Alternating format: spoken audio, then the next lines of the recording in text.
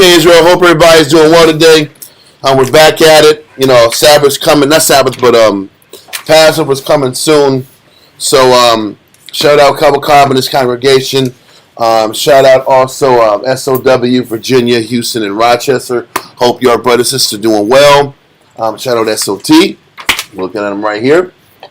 The title of the class today is Why Many Israelite Marriages Fail, Part 2. Like I said, the more we keep digging into this topic, the more the information is there, and it just isn't responsible of us just to just not as thoroughly as possible explain the information to the best of our ability, so that when husbands and wives are engaging in marriage, there's at least a clearer expectation of roles, a clear expectation of how everybody is supposed to perform their responsibilities. I think that's really important. If husbands know what they're supposed to do and have an expectation how they're supposed to act, women also, then the interaction between both of them will be a lot more smooth and a lot easier to establish what the marriage should be built off of. And the proper execution of the principles of the Bible.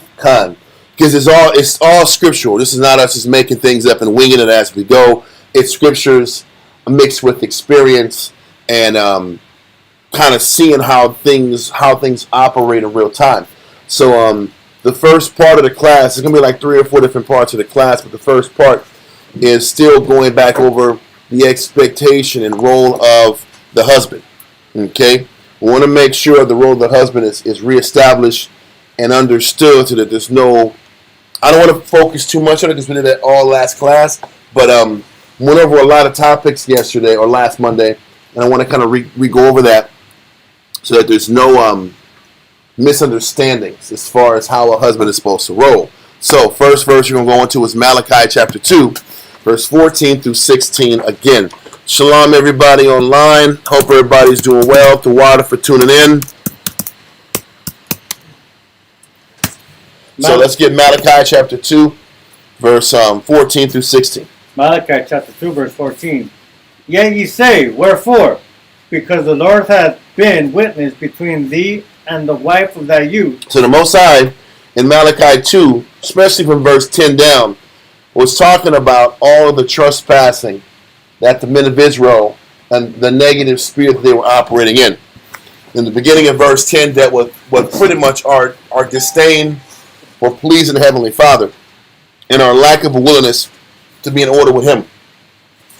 Then it goes into the issue the Most High has with the relation between a husband and wife. Okay, so continue. Against whom thou hast dealt treacherously. So then the Most High says that the husband was dealing treacherously with the wife of his youth. Now we know through the scriptures that a man can have more than one wife. So the treacherousness is not dealing with a man choosing another wife. The treacherousness is dealing with the issues between the husband and the wife at the house. Okay? Now when you sit back here and you look at treacherous, let me sit back here and get that real quick. Word. Yes. What does it mean? Yes. I recall the word treachery. Whenever I heard it, I always heard it in association with old martial arts films. And the dude was... The guy's like, you are treacherous. You're treacherous. And he keeps moving his mouth. Yes, his tongue kept going, his mouth kept going out. Yes, because he like killed the master. He disappeared, but he was a student. Yes. Right? So, and then that was like the treacherous 3 and stuff like that. But biblically, what is treacherous? Well, when you sit back here and you look at the treacherous... Well, treacherously, treacherous. One of the words deals with unfaithful. When you go into unfaithful, it goes into not performing the proper duty, not performing the proper responsibility, or it says the neglect of duty. So it says when the husband is, the Most High is stinging the husband for being treacherous, it's really the husband neglecting his responsibility and neglecting his duty.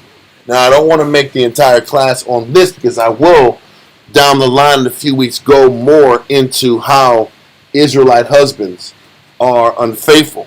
And it has nothing to do with man having another wife. We're going to go into the unfaithfulness. One way we can explain what unfaithfulness is and not a husband not handling his responsibility goes into what we read in Ecclesiasticus 25 and 22. Yeah. Now, before we go here, as we read, matter of fact, hold that. I want you to continue to reading in Malachi real quick. God. It says, against whom thou hast dealt treacherously, yet is she thy companion, and the wife of thy covenant. So once again, he tells you that the wife is the wife of that covenant. The wife of that bond between husband and wife. That responsibility between husband and wife that needs to get fulfilled, regardless of whatever else you might try to tack on in your life. The responsibility between you and that wife has to be, that covenant, that contract has to be sustained. Read on. Verse 15. And did not he make one? He made this one covenant that has to be established and maintained. Read on. Yet had he the residue of the Spirit. Read on. And wherefore one, that he might seek a godly seed. And he says the purpose of that union was to have a godly seed, godly family, have a godly structured home.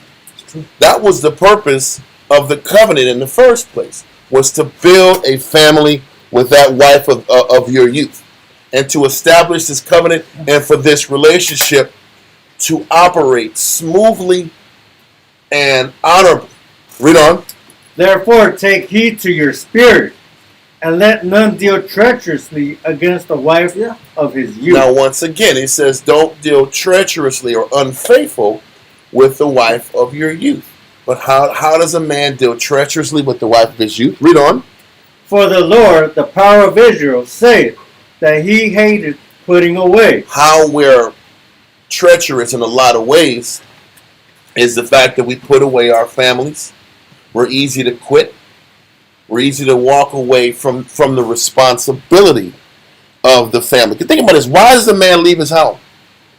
Why does a man leave his family? Yes, it might be, my woman keeps arguing with me. She keeps complaining and this, and this. But ultimately, the men run from the responsibility of that house. Run from the responsibility that's waiting for you at the house every day. A lot of times men don't mind going to work, but when I got to go home and deal with the issues of the house, now I don't want to do this. You got to deal with these issues of the house. I don't want to do them at all. I want to sit back here and do whatever I got to do out here at work and come home and not have to think about any issues that's pressing right in front of me. I'm going to give some clarity so we can bring some understanding. Yes, we know that the treacherousness is when that man leaves the damn house and you don't want no part of the house no more. Now, we know that's also part of the curses that you read about in Deuteronomy 28. That man leaves the wife and his children, right? Yep. So it's still the same thing. It's that responsibility that the man doesn't want any part of. Now, to bring a little bit more clarity to this, let's go to Ecclesiasticus 25 and 22. Ecclesiasticus, chapter 25, verse 22. So this is part of the reason why men want to get the hell out of that house too. Read this. Ecclesiasticus, chapter 25 and 22. A woman, if she maintaineth her husband, is full of anger, impudence. Impudence is boldness, shamelessly bold. So this is a woman that maintains her husband, is shamelessly bold, is always angry. Read on. It says, full of anger, impudence, and much reproach. And much reproach, much negativity. And if you talk to many men in households about how the house runs, the major issue is my woman's always arguing. And she's always fighting. There's always an issue.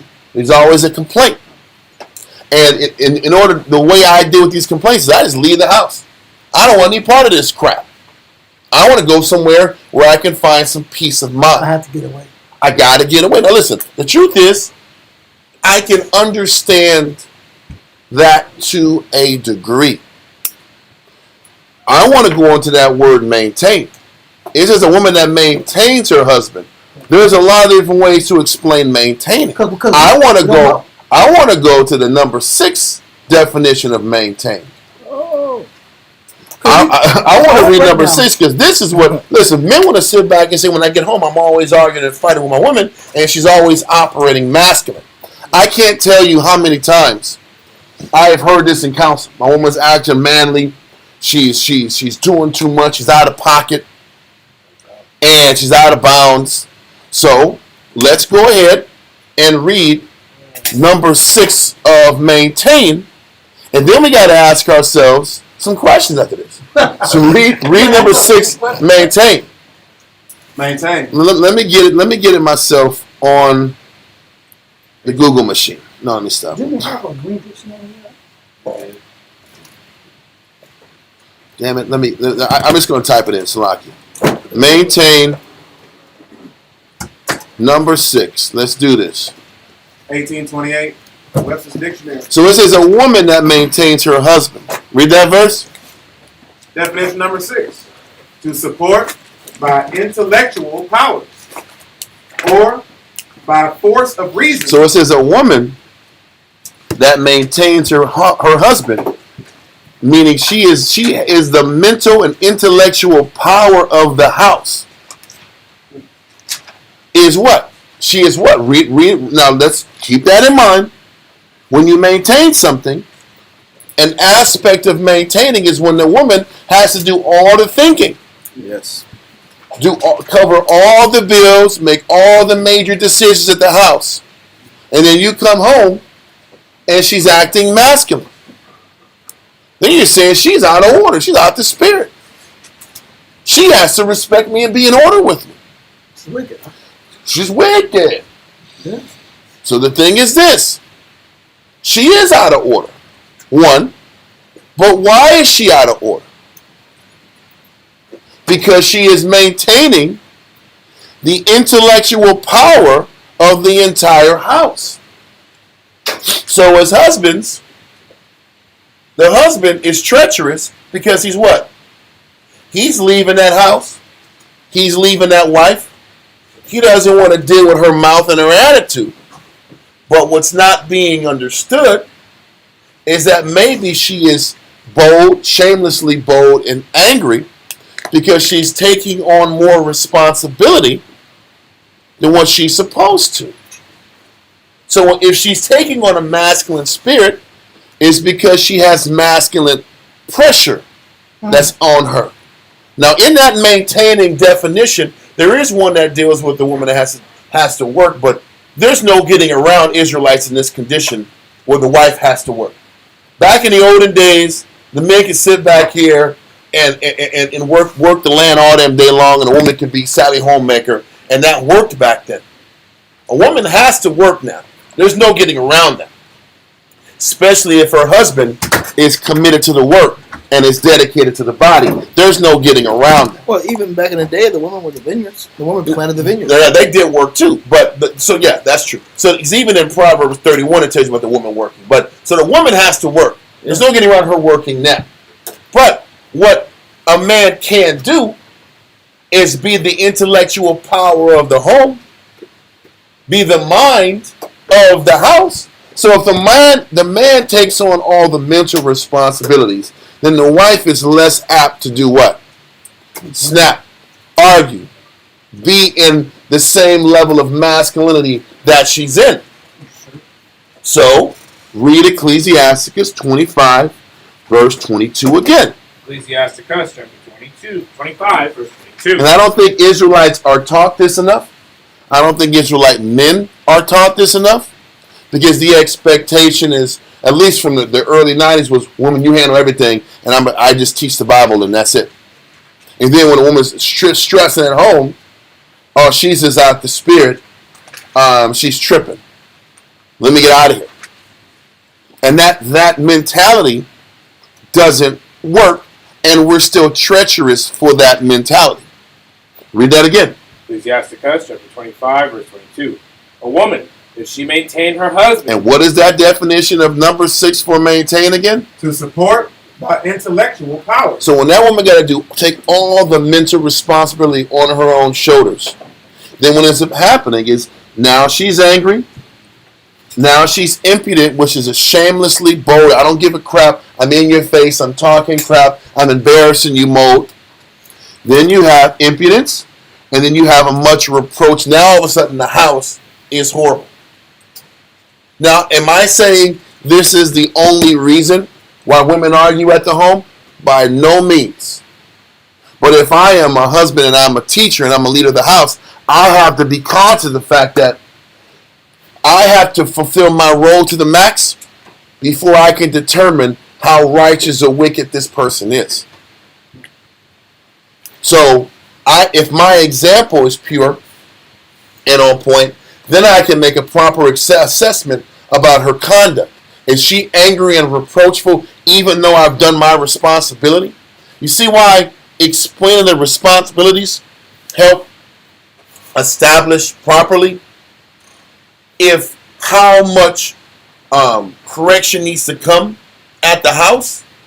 A man that says, okay, what am I supposed to do in the home? How am I covered at the home?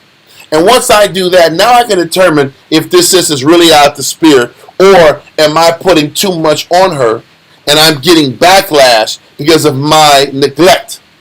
How much of it is my neglect and how much of it is her disrespect? You can't measure it or assess it accurately Until if you don't set the proper tone of responsibility. Because even with men, it's the same thing. What's that? Even with men, it's the same thing. Yep. If the proper captain or the officer, we always teach this, doesn't think for the younger men, Yep. and they have to think for him, and that becomes Then this they're vibe. going to be disrespectful. There's a vibe for power. Yep. There's a vibe. Why do I for, got to lock into this guy when I keep seeing his flaws? I have to lock into you, but I'm doing your job. Yeah. That mindset occurs even amongst the ranks. And that's the truth. Why would it be different in the household? But men have to understand this, and wives have to understand this. So, a lot of times, the treachery is that man leaving, but why is that man leaving? A lot of times, those men leave because they don't want to be responsible at home. And they can't see that they're irresponsible. They just see the woman's wickedness. They see the woman is out of order. I'm tired of the mouth. I'm tired of her disrespect. But how much is the disrespect based upon your lack of responsibility at the house? This has to be part of the equation to understand what treachery looks like and to understand why a man will get so extreme and say, I got to get the hell out of this house. Because a lot of times in order for these marriages to work, the man has to do his job in order for the wife to properly lock in and to learn how to properly submit. So that's a very important understanding. Does that mean you have to create the environment for submission? By taking listen, on... that's what being an ensample is. You're an ensample, and we're going to go down to class. Your ensampleship is what motivates a person to change. How well you stay on top of yourself is all you really have. Listen, if we're going to be honest about leadership and rank and dealing with brothers and sisters, how many people change because you tell them to change? None. Nobody changes because or pull this verse and it is mind blown. Everybody's going to lock in. Woo! I'm knowledgeable now. He's Ecclesiasticus. Listen, he's Ecclesiasticus king. I will change my battle now. Well, because the first thought is, what's the practical application of this? Yeah. Because you give me this dope verse, but can I see this happen in real life? And then, you know the crazy thing is, people change when they see you change. Exactly. We go all around in circles. They change when they see you make adjustments. Then all of a sudden they say, I got to change. People don't change just because you tell them to change. Because the first thing that happens when you check a person about their conduct, well, what about you? Yeah. What about you? That's the first thought that pops in. I see this in you. I'm not going to change because I see this in you. You are a hypocrite. I heard that in class. Hypocrite. That's what brothers do. Hypocrites. That's the word of the day. Hypocrites. You're a hypocrite. I got you. This is how the Jew is. Yeah, that's the Jew. This is the Jew in live in real time. Am I right or wrong? God. And this is the Jew wife. This is Jew mania. Jew man. This is Jew mania. And this is the truth. I'm not going to do it unless you show me a better way. And then all of a sudden, I'll be reflective and consider about how much of a dirtbag I am. We teach this amongst the men. It's the same thing with husbands. Let me sit back here and fix my conduct that inflames the circumstance so I'm blameless. Right. So these are the things that happen on the husband's side that pushes the household to the brink of collapse, to where the man just wants to leave and start over again. Because why does a man want to leave? He wants to leave because he thinks if he finds somebody else, it'll be easier. I'll find a fair. And I can start it all over, and it won't be all this hell I got to deal with. And all this mouth back and forth about how I'm not good enough. He sees an uphill battle. Yep. He says it's not going to get any better. He thinks down the line, thinking like, listen, I can't see it being any better down the line. I'm better off getting these dice. I'm rolling the dice And find somebody else. Something better. This person smiled at me. She's not going to judge me. She's lying. She's going to judge you too, G. She's feeling the kid. She's going to judge you too. She's feeling the kid. And just give us some time. She's going to judge you. That's 6 months. They will be judging. Maybe earlier. Probably 4.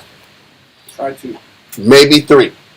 Whatever the time is. So You're going to get, the judging is going to start over. It's going to get recycled. Bro, kind of. I've seen brothers, they're like the greatest teachers ever with the new person on. I just love to teach. I love teaching the scriptures. What? You don't teach at the house? Now you're the priest at this other chick's house? Yeah. Get out of here, all right? Please. Israel be capping. They're the king of caps. Cap kings. These are fringes, and these fringes right here are known for Listen, 213 laws. It's a remember the law. You can't forget anymore. There's 4 sets of laws. One simple dietary ceremony. Sacrifices done away with. What's that away with? I read the Bible. Look how old my Bible is. Look how old it is. Look at the highlighters. There's so many markings on I there. love There's so much markings. I love God. Are you my wife or not? That's the Jew.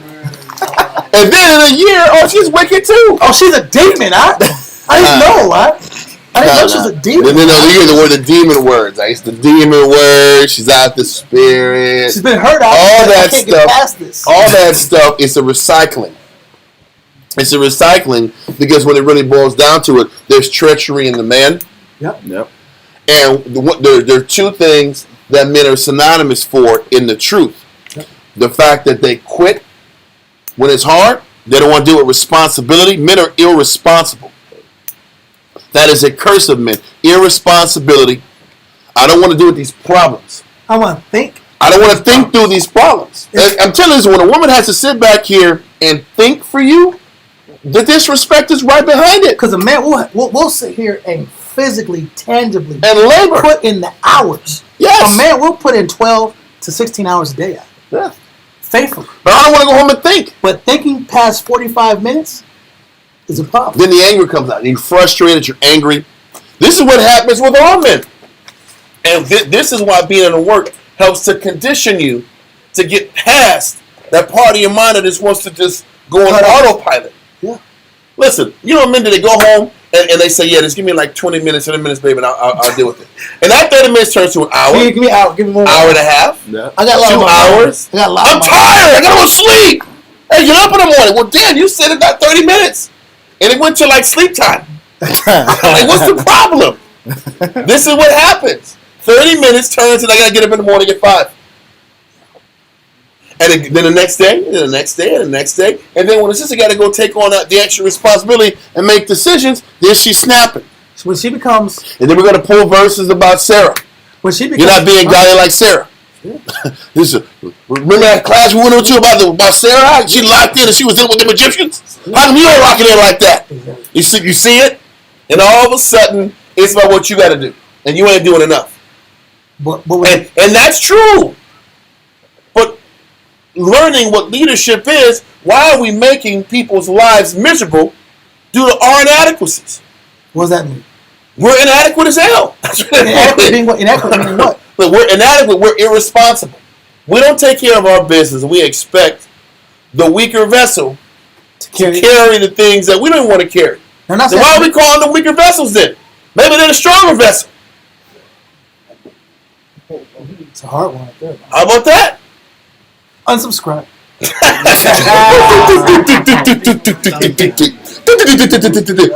It's gonna be like when you look at the YouTube viewership. Damn, 65% thumbs down. Damn, they didn't like this class. You got to properly balance on both sides. There's accountability on both sides. Like I said, I promise not to overemphasize this, but we were going to a class that just specifies this down the line. But there is a reason. A woman that maintains her husband, she's being the mental stabilizer of the entire home. And that's what she's not supposed to do. The men have to be the mental stabilizers. So it's our lack of responsibility that causes a lot of these problems. And let those verses go. And go to Colossians 3:19.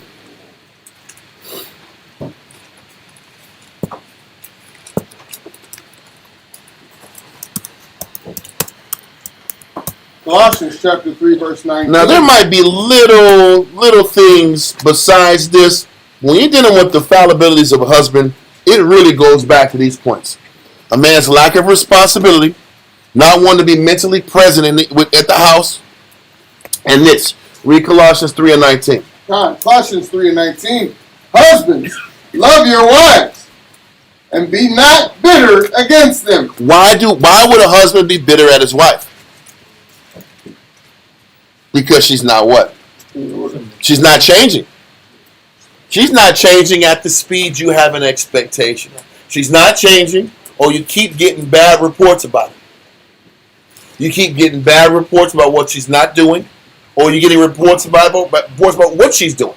The bad reports keep coming, or you're watching the bad report happen at the house. Hey, your ribs said this.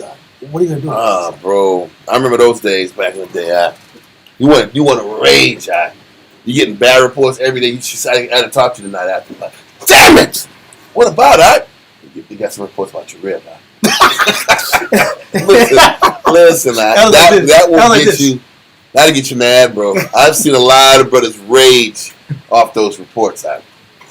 Whether it's reports or the fact that the woman isn't changing at the pace you expect her.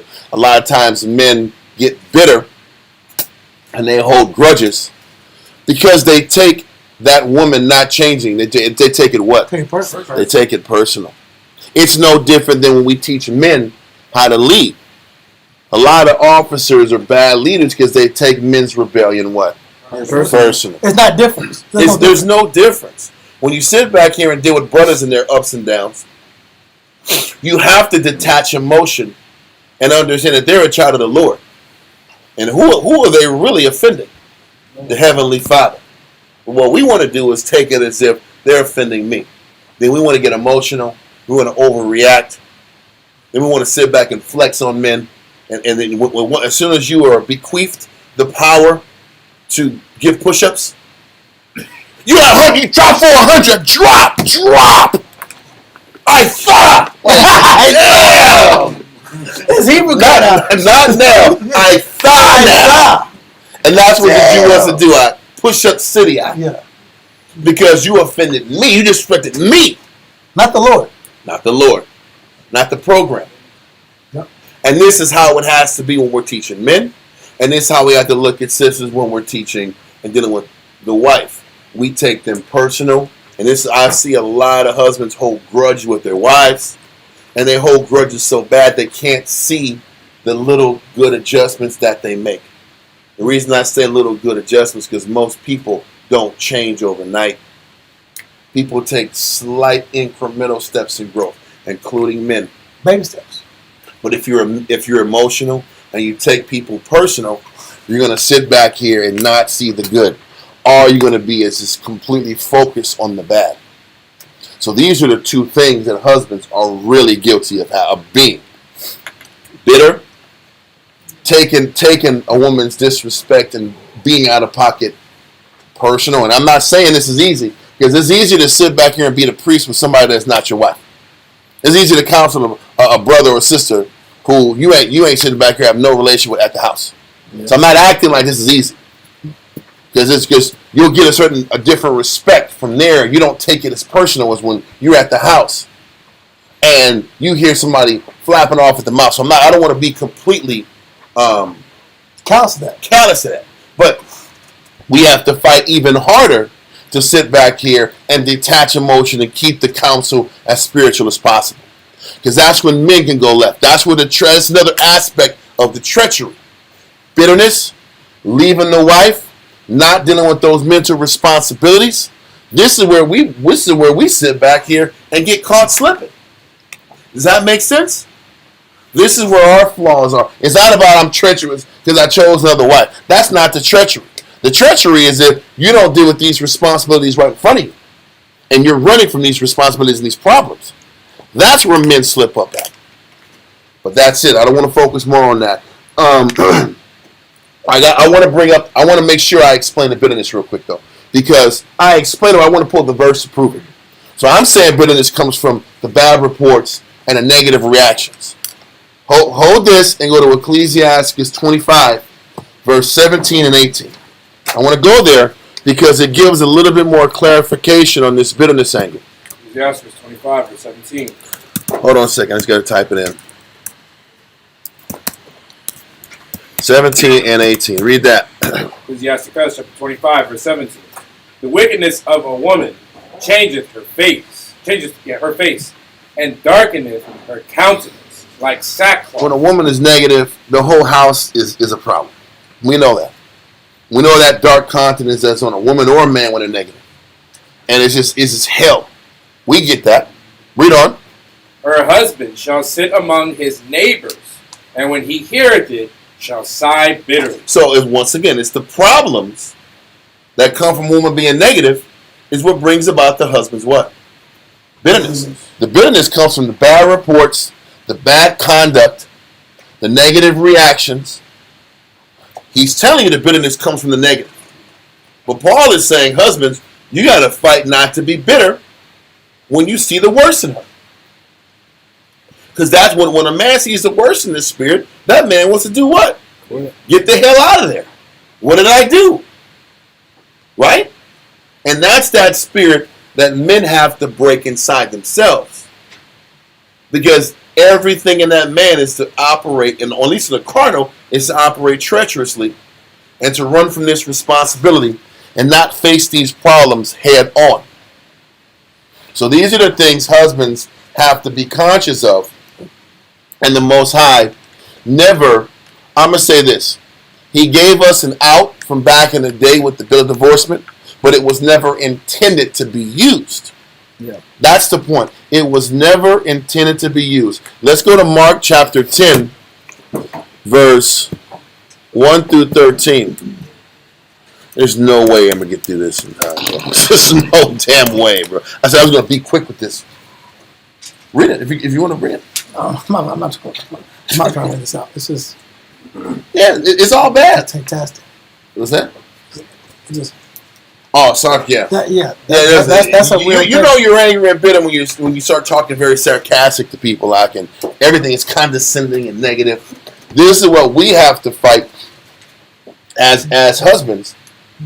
Why would I sit back here and talk sarcastic and make tense situations even worse?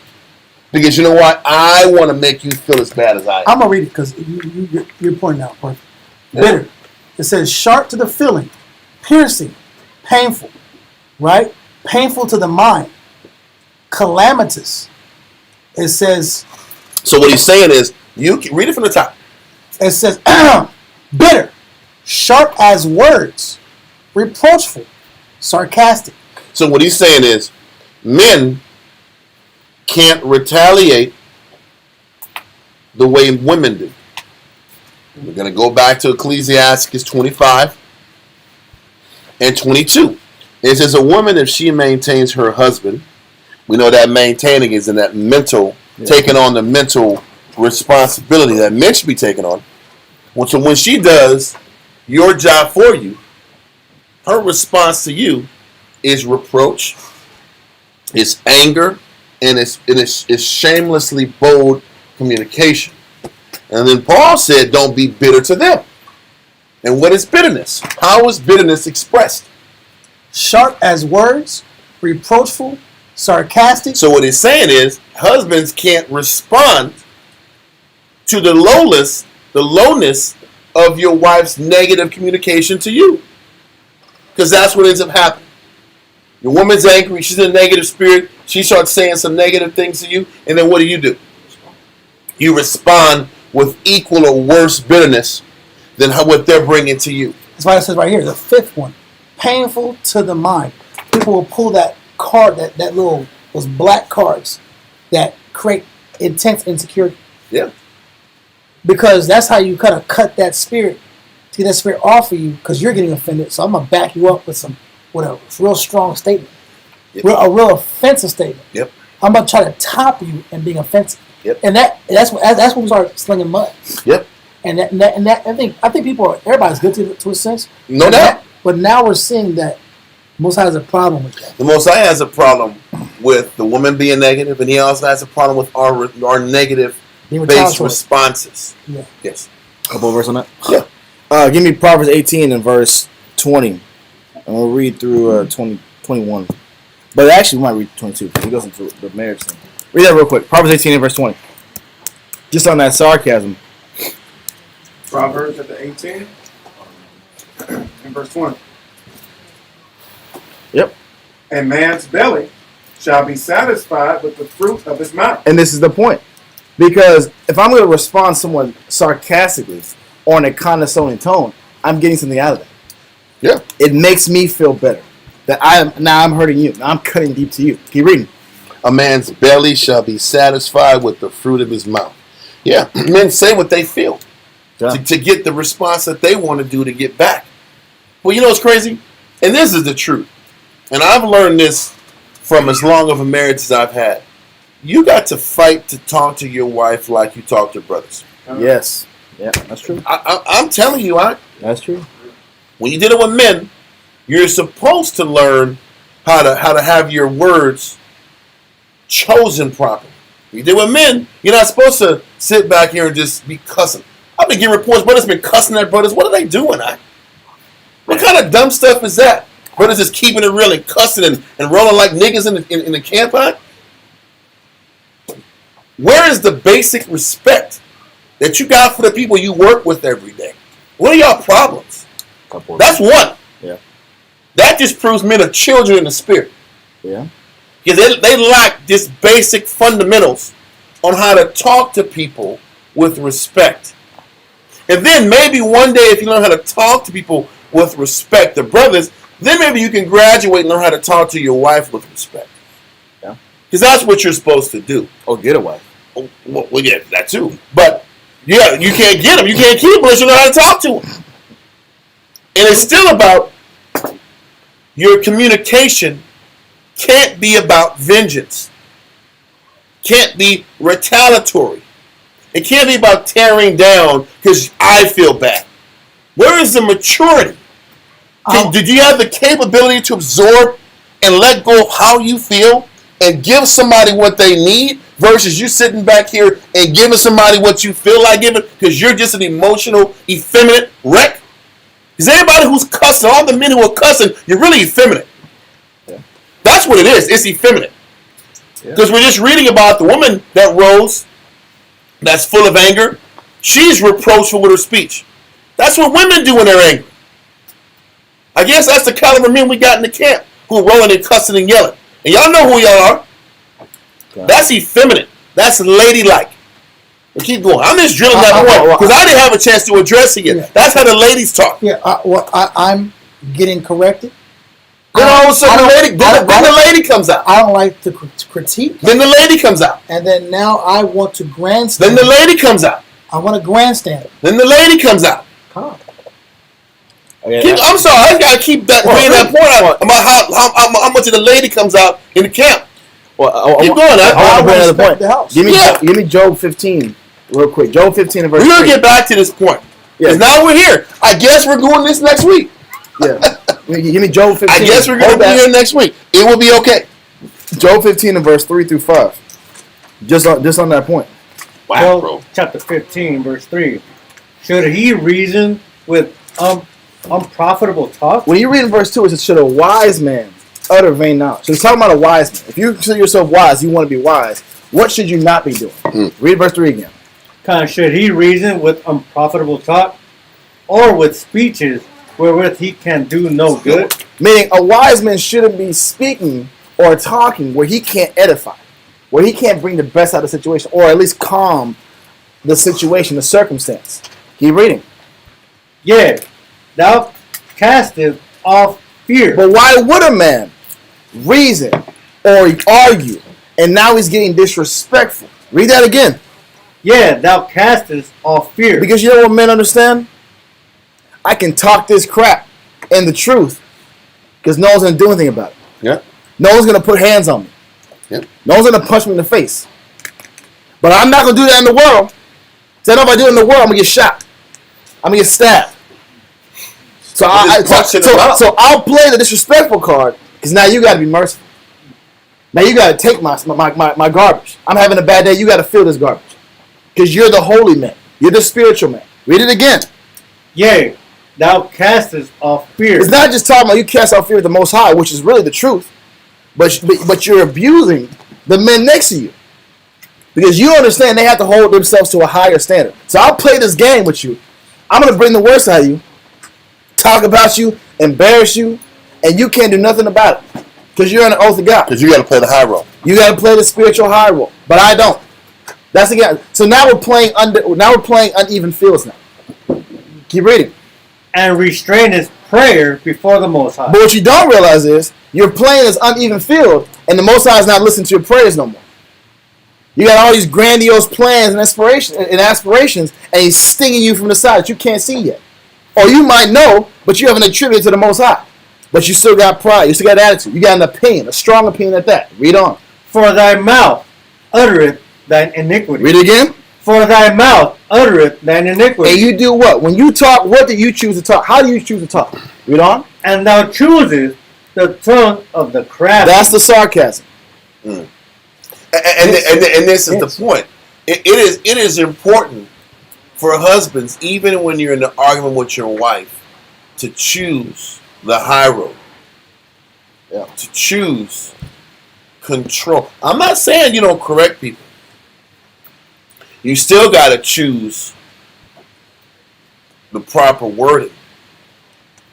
Because you're making it harder on yourself, and you're just sitting back here and giving the weaker vessel the excuse to sit back here and continue to be base. Okay. It's the same thing, what you said about men that want to sit back here and flip. You know, we still got to maintain our discipline. We're just going to sit back here and start taking rank again. This is ridiculous. Or just taking it that much longer before you get rank. How many times can you take rank? Well, they don't care about rank. Brothers are better off when they don't have rank. Because it's the illusion of no responsibility. Going back to treachery. Yeah. Men are begging to lose rank because I want responsibility. Yep, that's true. Men hate that. Men hate doing scrub work. They don't want to do scrub. They want to do their job and go home and then go to heaven. They don't want to read the Bible. Then go to heaven. They don't. That's where great. Brothers really want to do this. Clock in, chick. I was here from this time to this time. I made a phone call. Class is over. Work is over. Do me. And they want to do it 15,000 times. And then God say, listen, I went to work. I served you. I served the Lord. Can I go to heaven? That's why the Most High said, not everyone that says Lord, Lord, I got class coming. I got class for that.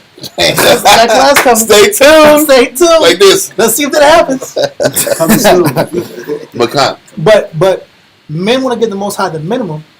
And then when elders or captains or young officers, not just elders, because men want to pick and choose with the respect. Mm-hmm. When officers require better from you, that's when the lady comes out. Yep. It's not when they don't care. Like, okay, bro, don't worry about it. Next man. That's easy. Let the spouse do it. They like that. Oh, no sacrifice. Bless the Lord. Yep. But when you require better from a man, that's when they start saying venomous statements. To back you up. Sarcastic. So they don't got to work. It's a game. Yep. I don't want to work more, so let me just offend you so I can do less exercise for my spirit. Yeah. But it affects you in the long run. Yeah. I love what y'all say. But let's tie that all in. It's still the purpose of all these, the communication. What was that last verse you pulled? I want to go back to that Proverbs the 18. speech, right? Yeah, because it goes into the marriage part as well. So go Proverbs 18 and verse 20 again. Proverbs chapter 18, verse 20.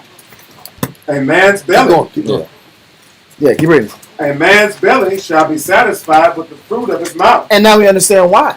Because the wise man won't choose the tongue of the crafty. The wise man will understand, you know what? These words have an impact. Yep. And his impact is going to potentially damage his relationship with his brother and with his wife. Listen, and because I am of this rank and I've been in the truth for so long, I should be cautious of that. Yes. And I should sit back here and carry myself knowing that words have power and they can damage. Before you get into I love this person as a person. The reality is, if you respect the person you're talking to, you wouldn't cross that line anyway. God. Because if it's we understand this in the world, there's certain secrets, there's certain insecurities you don't bring out in front of your friend, and they will destroy the relationship. You won't cross certain lines. You won't talk about their family life that you know is sensitive. If you're a good friend, at least, if you have a good relationship, you're not going to cross certain boundaries because you understand if I do, this might damage our relationship. Mm-hmm. When we come in the truth, we'll play the game. We learn the people we're next to, and we get so frustrated, we rather embarrass them. We don't want to feel bad. I'm tired of feeling like I got to make you feel like I feel right now. But they get satisfied off that. They're satiated off of that feeling. Read on. Yeah, people joke and say I'm sarcastic. No, you're evil. Yeah. People like to joke, I'm just sarcastic, I'm just being funny. No, that sarcasm is evil. And you like to be evil because you like to say evil things to hurt people. Let's sit back here and get past all I like sarcasm. No, I'm just kind of witty like that. No, that's evil and that's hateful communication. Yeah. And somebody needs to tell brothers that how they talk to brothers and their wives is evil and hateful. And you want people to look past hateful speech. But that's damn near impossible. There's a saying, there's this verse that Paul talks about. It says, if out of the same well, bitter water and good water is there, how is that water going to be received? It's going to be received as bitter. So you got to eliminate the bitter water for the water to be received in the first place. So it doesn't matter what intentions you got. If your communication is even halfway sarcastic, it's evil. And you can't respect any of it. But the fountain sent forth at the same place. Yes. Sweet water and bitter. Yeah, I'm going there later if we ever get to it. I know. But yeah, but keep on your point. John, keep reading. Proverbs 18 and 20. A man's belly shall be satisfied with the fruit of his mouth. Yeah. And with the increase of his lips shall he be filled. Death, Yeah, keep reading. Yeah. death and life are in the power of the tongue. So what he's saying is people choose different routes depending on what their particular likes are. See, I was going to go here later on in the verse. Well, you said to keep going, though. Well, I didn't read the verse. I guess it's said this way in Ecclesiasticus. Okay. When it says death and life are in the power of the tongue, what kind of life do you want to live? Exactly. Do you want a peaceful? Because it's death and life, and there's good and evil. Yes. It's all in the tongue, and that's in Ecclesiasticus. So if you want a peaceful, loving life, you're not going to get that if you have a negative tongue. If your communication is always filthy and obscene and it's full of emotion and disrespect, do you expect for people to talk to you and show you love on the back end? For the most of these people that sit back here and curse and disrespect, this is why they don't have any friends. Yeah. This is why they're loners. How can you expect people to communicate you, and how do you expect good to come your way if everything that comes out of your mouth is disrespectful and hateful? It's not going to come. So if you want a life that's positive, and you want love, and you want relationships and respect, if you don't know how to talk the right way, you're going to have a life of evil and sadness and loneliness. I got to pull this. I pull the verse. I'm just going to read it. It's Ecclesiastes 15 and verse 17. We are completely off the rails of this But it's okay. It's about to get back your route. This is You good. understand that verse? It says, before man is life and death. That was the verse I was going to pull. I didn't know. I don't have your sheet, man. Christ sent it to me. Just pull the verse, sir. Ecclesiastes 15 and verse 17. Just to add on to that point. Well, here you might as well, bro. I don't know, bro. You can always back out. Treacherous. Don't worry about treacherousness or this bad communication. There's some bitter communication and treacherous. Pick your poison. Those are the two major. We're going back to the point. These are the two major issues with husbands. Either men don't want to be responsible. There's a ton of that. Or men are just bitter in their outlook and their outlook towards their partner that they're supposed to be strong for, and it comes out in their horrible communication. Go to your Ecclesiastes. Yep, read that. Ecclesiastes chapter 15 and verse 17. Before man is life and death, and whether him liketh shall be given him. And this is the point. The Most High is going to keep giving you this 2x2 relationship in everything you do in your life, based off of every action you take, every thought you play with, every conversation I choose to have. You have life and death in front of you. But going back to that Proverbs 18, what do a lot of men like to seek after? Whether they know it or not, they like that death. That death satiates them. Yep. That evil, crafty tongue, that sarcastic tongue. But they wonder why people back away from them. But a lot of times, that gives them confidence. Huh? I know a lot of people who got confident and felt good about themselves because they were witty. Like at the table, at the lunch table. The wittiest guys was the cool guys. The ones who are sitting here and clown you, and they got different ways of saying the same thing, 100 different ways to embarrass you at the table. Those are the guys who are the funny. Those guys. You can't hang out with those guys. Oh, I know. Those guys. They make you feel real small at the table. And you gonna fight. You gonna do something that. They gonna keep saying some things that. You better do something. Every year. You wore a dish rag to school today? Really, it is. Bro, they pulling tags. I used to pull tags. They sit here looking at shoes. They analyze the Jordans. They analyze the Jordans now. They take pictures of your Jordans, put on social media. You get embarrassed out because you got butt cheek Jordans out. That's modern stuff. Because we got butt cheek Jordans is even worse. This is viral. Look, bro, this is real life. This is happening every day. Every day in the streets, B. It's happening every day in the streets out here, man. That's when we gotta get hurt. Fake Chucks out, fake Jordans. That's when the fights got to happen. That's when the suspensions come out. Suspensions got to come out. Something's got to happen. Something's got to shake out. You go to alternative. Something's got to happen. But the problem is alternative's even worse. The alternative, they got that same picture. I know. Because he's the bad guy too. So they laugh at you. I know alternative. I seen the shoes, dog. You scored the thing. That's bad. You want Shaq's? Oh, man. You don't want to wear Shaqs. It was not hot to wear Shaqs back then. It was never cool to wear Shaqs. I don't care. Or Starberries. Shaqs and Starberries. Never cool to wear that. Never. Look, I wore Champion when Champion wasn't cool. It wasn't cool to put with Champion. Yeah, Champion shorts. At one time, Champion was whack. Yes. Yeah, Champion was not dope. It got lit like the last 5 years. But it was not dope at first time. But what's the point? People have the life and death in front of them every day. And conversation is the easiest thing we can sit here and choose the right path every time. But what would we rather choose? Read that in verse Psalms 18 again. Proverbs 18 and 21. Oh, it's like it. Proverbs 18, verse 21. Death and life are in the power of the tongue, and they that love it shall eat the fruit thereof. So I can't be a sarcastic jerk all the time and say I'm a good person and say I'm trying. And want people to look past me, to look past you. People are going to take you for what you are. They're going to take you for what your words show. Yeah. If you're constantly saying venomous things, then you're a venomous person. And don't trip when people call you for what you are. Misunderstand me. Well, then, you know what? There is a responsibility for you to change how you talk to people. And if people do that, then they'll get better responses back to them. So keep going. Keep reading. Yeah, verse 22. Because there's a reason why he goes into marriage right after this. Verse 22. Whoso findeth a wife findeth a good thing, and obtaineth favor of the Most High. Why would David immediately say, if you find a good wife, you find a good thing? Right after saying, you got death and life in front of you. Because I'm going to give you this blessing. But what comes out of this blessing is based off of you. How this spirit changes is based off of what you choose to entertain. You want to bring death in the house? That good favor. If you're talking negative, then you're going to get negative back to you. Yeah. If you can sit back here and maintain the high ground and maintain your maturity, even if brothers or your wife is immature. That is how you eventually get the people that care about you to elevate and make the adjustments in themselves.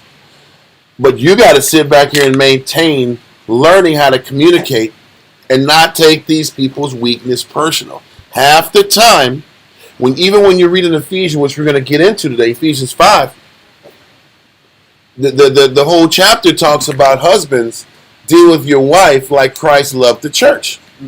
And he explains that parallel. But that parallel is about the husband being an example because Christ was that example. And Christ didn't sit back here and get on our level when Israel got wicked. God. He maintained that example for us to follow even when we were at our worst. We'll go on to that in a bit. Keep reading. Verse 23. The poor useth entreaties. The poor symbolizes humility.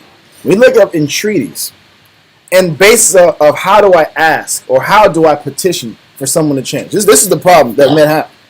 Entreaty means an earnest or humble request. There's a way I can demand change in the person next to me. There's a way I can demand someone to live a certain standard that I'm pushing in my household. Yep. But is it through humility? Is it through humble solicitation? Press solicitation? I'm using my example on top of understanding you as a person? Or is it something else? Keep reading. The poor useth entreaties, but the rich answereth roughly. But the rich, the prideful, don't regard that. Or the person, the husband, because he's the husband, that person has the leverage of the rich. And exactly. They have The rich just means the person with power. Exactly. And a lot of times the husband can't use that power to talk roughly towards the weaker vessel. Yes. Christ had the power, and he didn't sit back here and deal with us roughly. Yeah. That was why he was the example. But we want to sit back here and play king and play tough guy and answer roughly. Because a lot of men haven't learned how to follow, and a lot of men don't even know what being a leader is. This is why we always say about wives choosing carefully. Because if your husband hasn't learned how to follow, he's not going to learn how to lead. And if he would have learned how to follow, he would have learned, or if a young man would have learned how to be in a camp, he would learn that the best way to get the most out of the brother is to be an example and lead from the front. That's what it takes to lead in the camp. If you're a lower ranking captain or officer to the top, you get people motivated from your inspiration. But a lot of people come in here, get this Bible, find out that a woman got to serve, and they just start barking orders and talking rough to them and wonder why they don't lock in. Or they get this resistance. Yeah. The rich talks rough because they don't have any respect for the servant. Even when you read in the scriptures, the person who is the head of the servant has to respect the good servant and value the servant. Israel is so black-hearted. The men, we don't even appreciate the servant the Most High gave us. Exactly. So we keep talking down and not appreciating them. No, Keep going back to your, what's up? Are we still on that point? I'm Yeah. with you. Yeah. You got it. Go on. I got a point. I got a point for your point.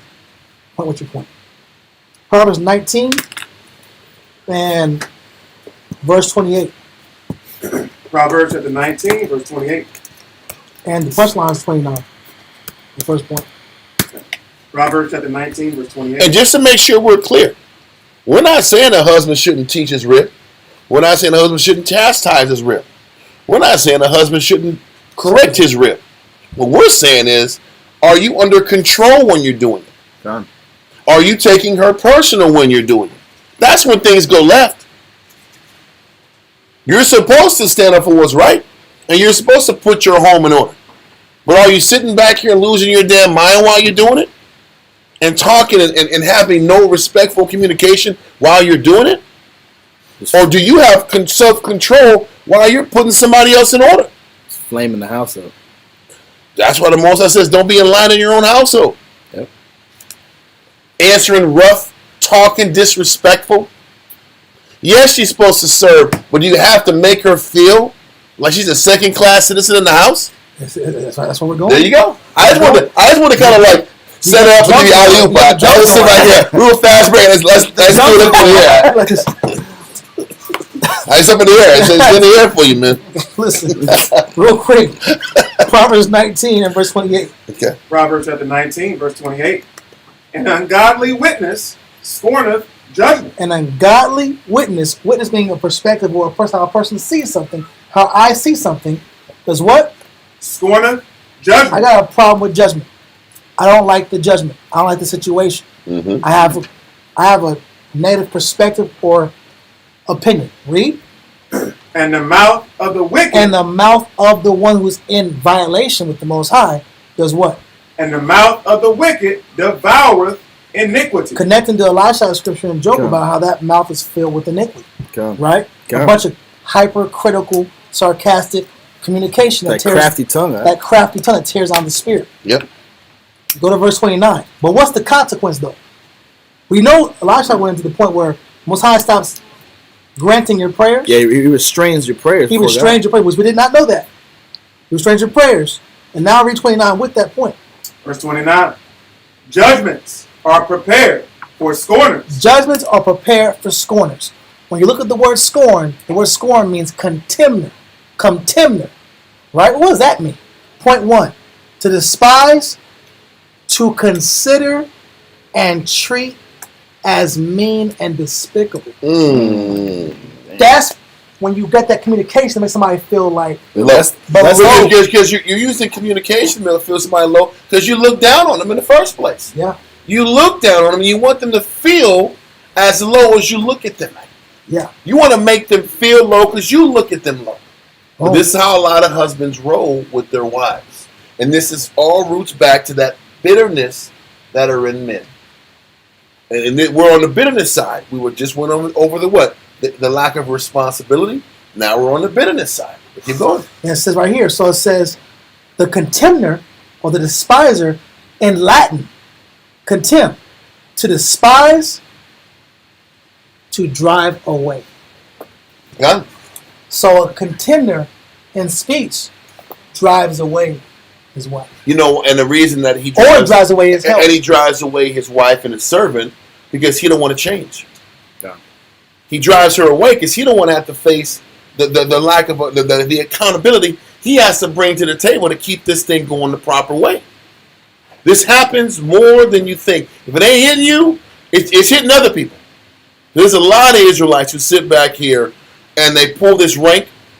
They don't want to see themselves. They don't want to be responsible about and bring what they need to bring to the table. So they bring it all on them. Can I make this one point? Yes. What you're saying? And this is a classic youth husband. This is Not necessarily you. Well, I was going to say this. When some guys come in with the heat, I'm going to say young in the understanding. that's what I'm trying to say. Mm-hmm.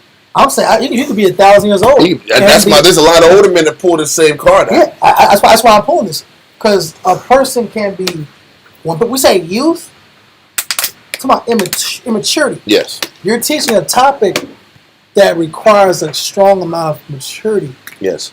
Because the reason is because you have to absorb. That's hard. You have to absorb punishment. That's hard. You have to absorb punishment, disrespect. Yeah. And then reciprocate counsel and with teaching. scripture.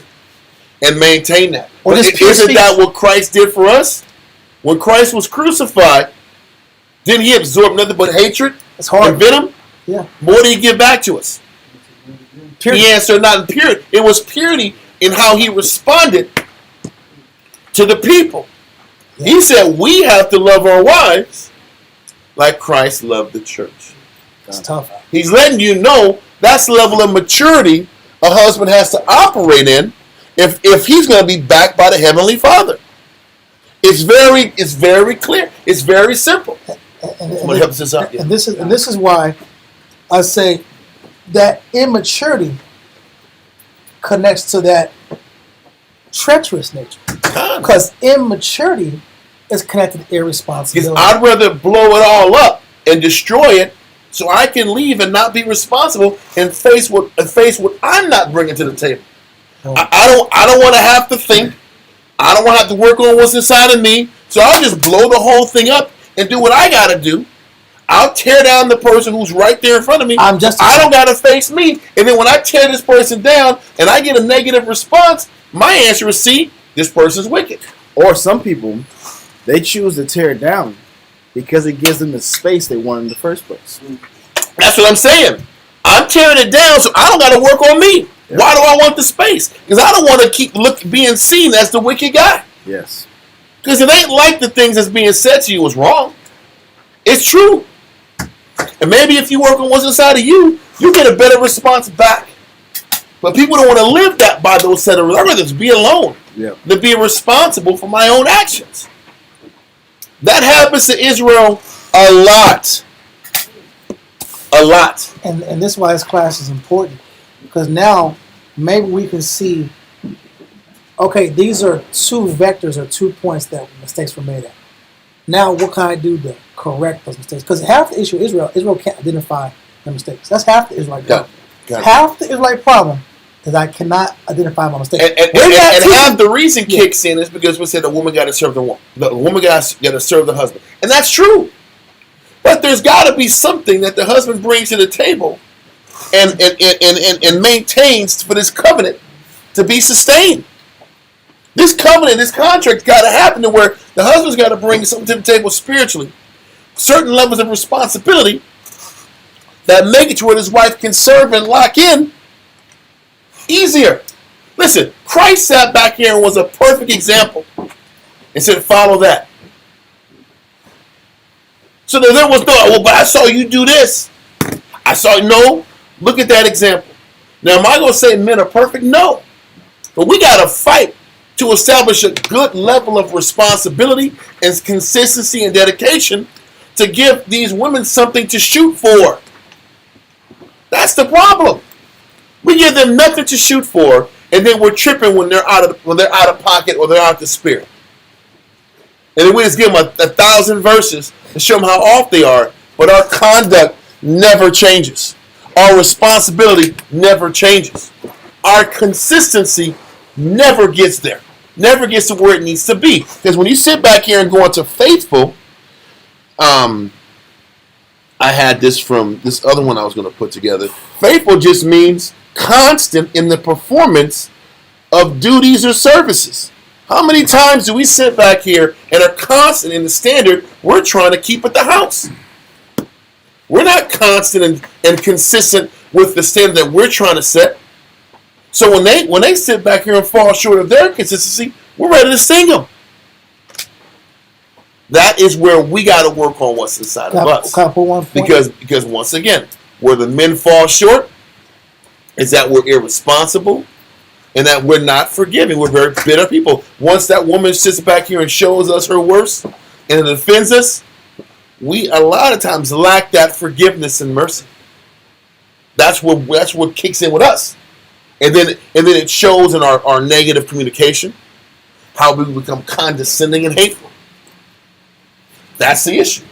This is Proverbs 12:26. I wasn't supposed to go this long. I was supposed to go to the rest of the class. But it's okay. We're never going to leave this time. Listen, we're going to be this out for maybe another month. I don't know. I don't damn know. Heal the world. Listen, at least it can't be said that San Antonio just talks about the woman being in order. It's balanced. It's fair and balanced. We're trying to be that. So you're going. Proverbs chapter 12, verse 6. Proverbs 12:26. And this, it's great, but this applies to the point you just made about us having to have a better standard. Mm-hmm. It makes more sense now. Okay. It's a simple scripture, not like getting super deep. Proverbs 12:26. I'm not going to do that. Proverbs 12:26. Proverbs chapter 12, verse 26. The righteous is more excellent than his neighbor. We always say the neighbor like Esau. We always say that. You know we always say that. The righteous must be better than Esau. Because Esau's so wicked. Devil. Bible speaks that. You know what? You know it's true. And if you're at the mall, you got to be better than the neighbors at the cart. Don't be doing what they do. Don't be just walking away from the cart 15, 20, 45 minutes. Taking breaks out. You better be at the cart. Discipline. Be more responsible than your neighbors are. Yep. They won't talk to any customers for like an hour at a time. They'll be on the phone now. Just Like, chilling what is now. this guy doing? But in the household, the right, correct person is more excellent in their standard than their neighbor, people around them. That elevates the household.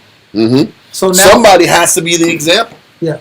In word, in communication, in example, in how you carry yourself every day. Somebody has to be the engine, the motor, the strength. And the strength is not just at the job. The strength is at the house. The strength is in mental clarity. and this is not taught.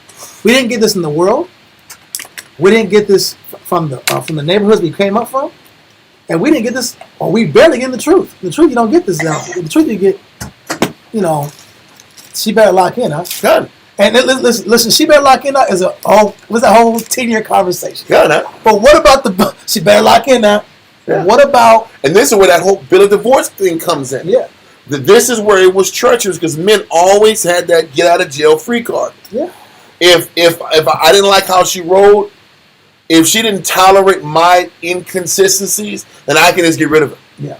If she kept calling me out on my BS and I didn't want to hear it no more, then there's something in her that displeases me, and I'm going to move on from her and get somebody else. That was the excuse we always used to justify not facing our issues. And it's justifiable.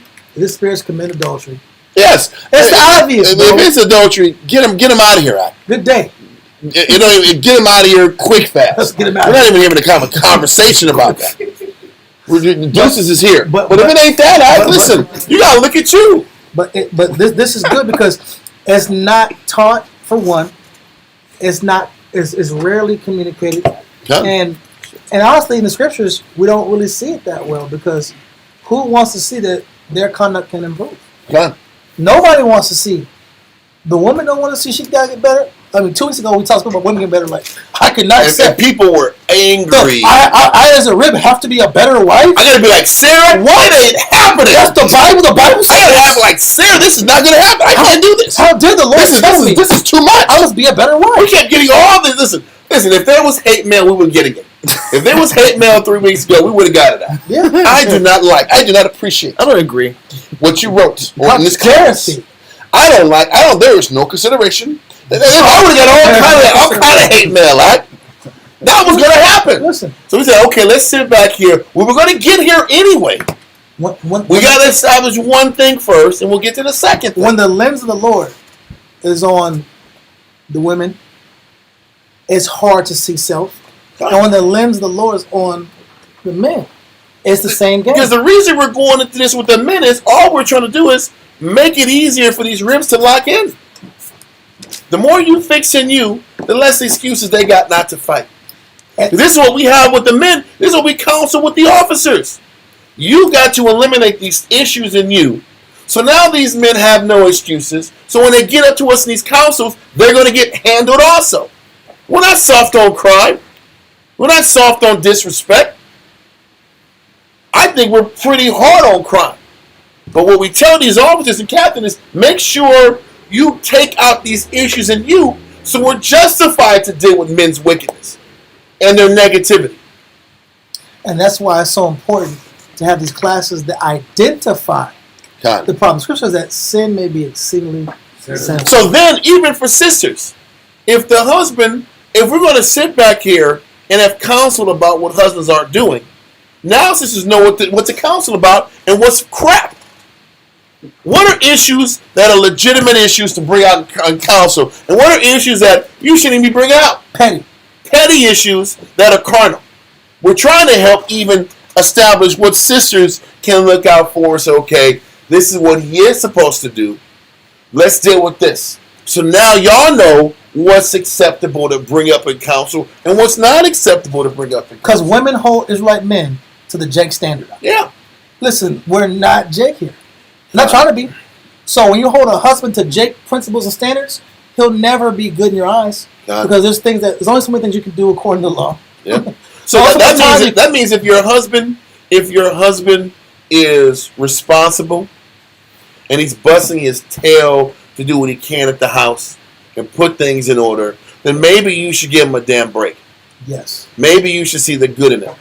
Maybe you see that he's trying. Or if your husband is fighting every day to choose his words properly and he's not tearing you down, then you know what?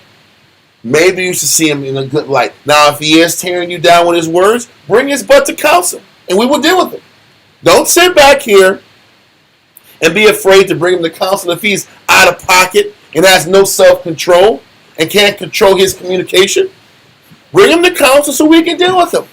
This sits back here and puts everybody on notice. That's fair. It's fair. It's fair. And if somebody can show me other arenas where husbands slip at, these are the two prevalent ones. Bitterness and a lack of responsibility and accountability. Those are the two where men slip up at. And we've been going over these whole weeks about the wife. We're going to go more into the wife if we get the chance about her communication too. Because women want respect and love, but they don't know how to talk to their husband. Oh. And they wonder why these men back away from them. And what I want to bring out today, I wanted to just quickly bring out what men have to do to be responsible, and then recap what women got to focus on, and then remind both parties you're not going to see the headway you want unless the work is being done simultaneously. That is the final linchpin that I thought of to get to today, was to sit back and get people to understand. Once men understand what they got to work on, and then we can reestablish how women have to operate, then the answer is they both have to be prepared to work on these issues simultaneously, because if not, one's going to do the work and one's not. The bitterness is going to still be there. The sister's going to try to be right and the man ain't. Then she's going to be angry still. When both parties are working on these issues, then the marriage can keep growing. And that's what that a lot of times that rarely happens. Because one party is in their head, and then the other party wants to get right, and then the other person's in their head about how they were offended for over the last 2 or 3 months. Then you got two parties sitting back here giving, but rarely you get them giving at the same time. And that's why the fights continue to go on. The clashing continues to grow and build. And that's facts too. But we will try to get into that down the line. But we're going to go into Mark 10 because it's a reminder that even when things get bad and one person is trying to fight and one's not, or the other is trying to fight and the other's not, the Most High said he did not sit back here and intend marriage to be putting away. The intention was never to put away, even when one's giving and the other's not. Because that is the justification for men to quit. And that can't be the justification. It's just a phase. It's a phase. And we got to get past that and never forget the big picture. What the Most High brings together, let no man what? That's the point. Let's go to Mark 10 and 1.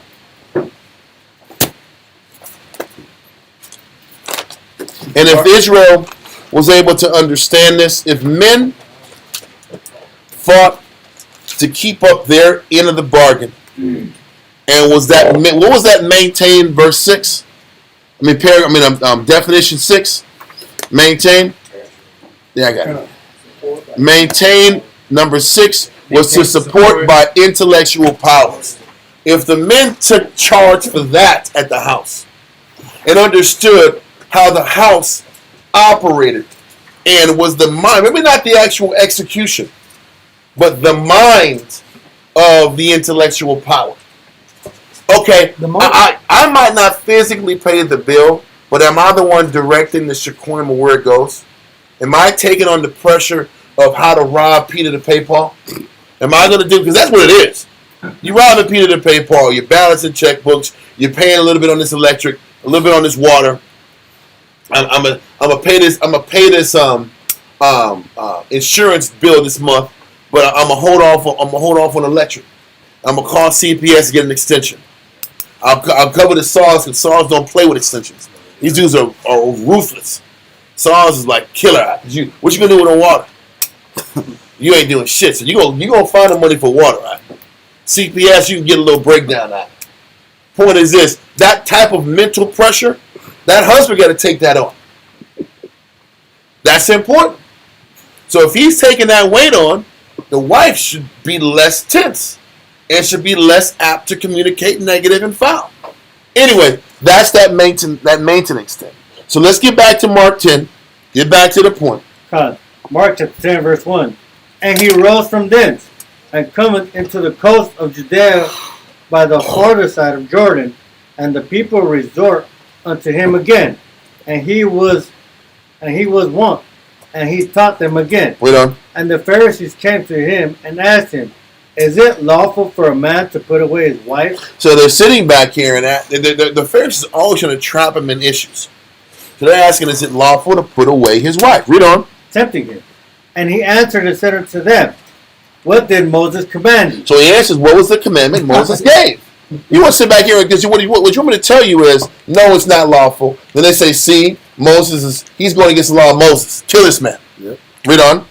And they said, Moses suffered to write a bill of divorcement and to put her away. And Yahushua answered and said unto them, for the hardness of your heart, he wrote you this precept. When we're going into class right now, all of this exposes the hardness of everyone's heart. Because you know what the reality is? It's hard to keep going back and working with a spirit that might say things that piss you off. It's hard to sit back here and stay in a marriage when you're constantly fighting and hoping that one day this person figures it out. That's not easy, man. You know, the hard thing about marriage is to keep working at it and to keep trying and to keep trying to fix these issues and pray that everything falls into place. I can tell you this from experience. You can counsel. It's almost like this. This is the equation. You fix what's inside of you, then the message is clear, and then whether the person listens or not, then the Most High intervenes. Then the Most High intervenes and forces this sister in the corner to make the right decision.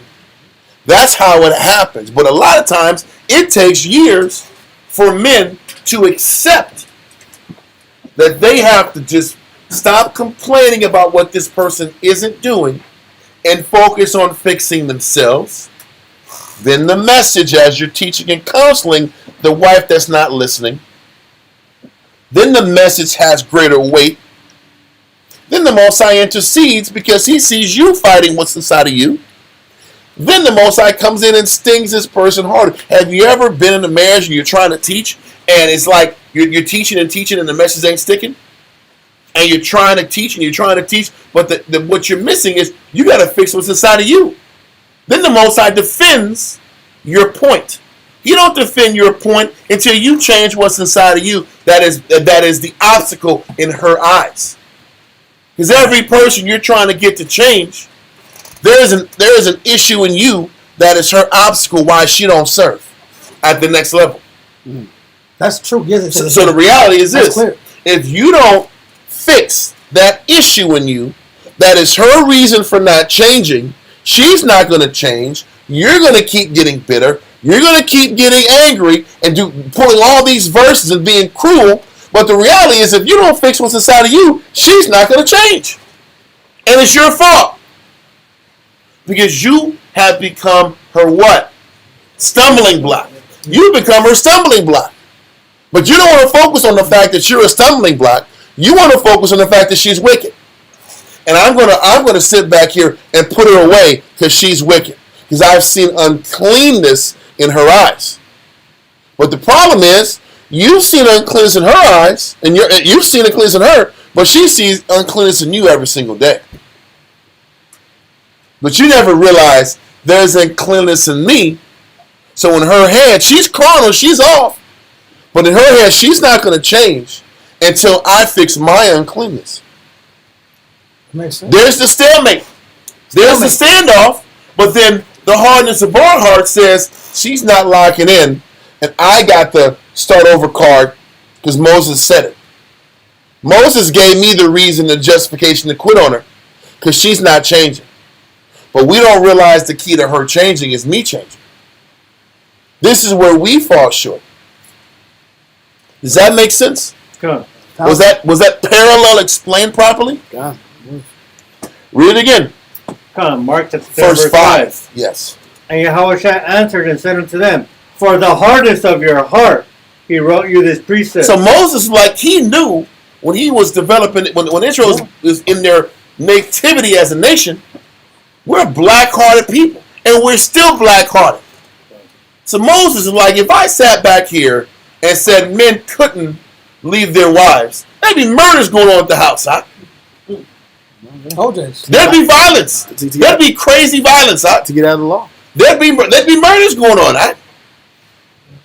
Because we don't have enough love and compassion to fix what's inside of us to get them to grow. That thinking, we can't accept. It's a disconnect. It's a disconnect. Yeah, we can't accept the fact that I got to fix me in order for the person that the Most High sent me to love me better. Or to love me the way I want to be loved. Because that's the truth. If you want your wife to love you the way you want to be loved, then what are you prepared to fix inside of you to earn that reward? Because a wicked woman is given to a what? Wicked man. So whatever negative is in you is a reflection of what negative is in her. So if I'm gonna get her to change, I gotta change me, and the Most High all of a sudden will put the pressure on her to change, or the Most High will remove her. One way or the other, He will sit back here and send you a wife that is equal to where you're trying to fight. But how are you justified to demand this person to change or threaten to eradicate and push her out the way if you're not constantly putting the pressure on yourself to change what's inside of you? That's where the hypocrisy comes in us. The answer still is about the Most High is using this wife to force me to give more to the Father. I still have to be more compassionate, be more merciful, be more loving, be more forgiving. Because how will I ever know what the pressure Christ was under until I learn from the marriage and the covenant, the Most High? We read in Malachi 2 that marriage was a covenant. Mm-hmm. What also was a covenant? The covenant between Israel and Christ. And that covenant between Israel and Christ, how many times did Christ want to say, forget this, I'm going to raise up a nation of rocks. Because I'm tired of these filthy niggas that don't appreciate me. Start over. And start over. How many times did he want to do that? Several. But he never did. And the Most High establishes that marriage dynamic to pattern the covenant the Most High had with us. And every time we want to quit on our wife, when we see uncleanness there, it's a reflection of you want to quit because you're a selfish, black-hearted person. You're selfish and you're black-hearted because you want to quit it because it's hard. And you don't want to accept that you got to fix what's inside of you if you want her to fix what's inside of her first. It don't work that way. Didn't the scripture say the righteous is more excellent than his neighbor? Yeah. Then why shouldn't I be more focused on being more righteous in my conduct to inspire her to change? Because we're selfish and we're wicked and we're black-hearted. It don't matter how many fringes, lion shirts, braids, salutes and braids that we carry. We're a selfish, black-hearted people that don't understand the key to the Most High blessing me is me fixing more of me. And if this person makes me feel low, she's pissing me off, if she doesn't go the way I want to go, what is it that I have to improve in me to be justified for the Most High to make her life more difficult for her to see that she got to change what's inside of her? Nobody is saying that her actions are acceptable. Nobody's saying her conduct is justifiable.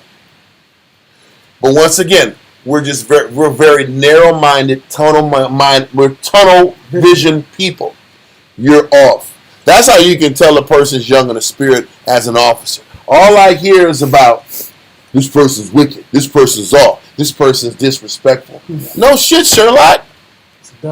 Thank you, Watson, for this great observation about how wicked this person is. So how are we going to rehabilitate this person? What's the how? I'm just saying they was disrespectful. Damn, okay. So how are we going to fix this disrespect? Then we start talking about, okay, what do you got to? What about how do you got to work what's inside of you to fix you to get this person? This person got triggered. Why did this person get triggered? How did you talk to this person? Then all of a sudden they think that you're siding with the person who committed the offense. Not true. I'm like, listen, if this person is immature, okay, they're immature. So if I'm dealing with an immature person, do you talk to an immature person like they're mature? No. No. It's like if I'm talking to my grandson, am I going to talk to him like he's a 15-year-old boy? I'm going to say, okay, papas, today we can't go play over here until we clean over here, okay? No, put that back. Let's focus on this.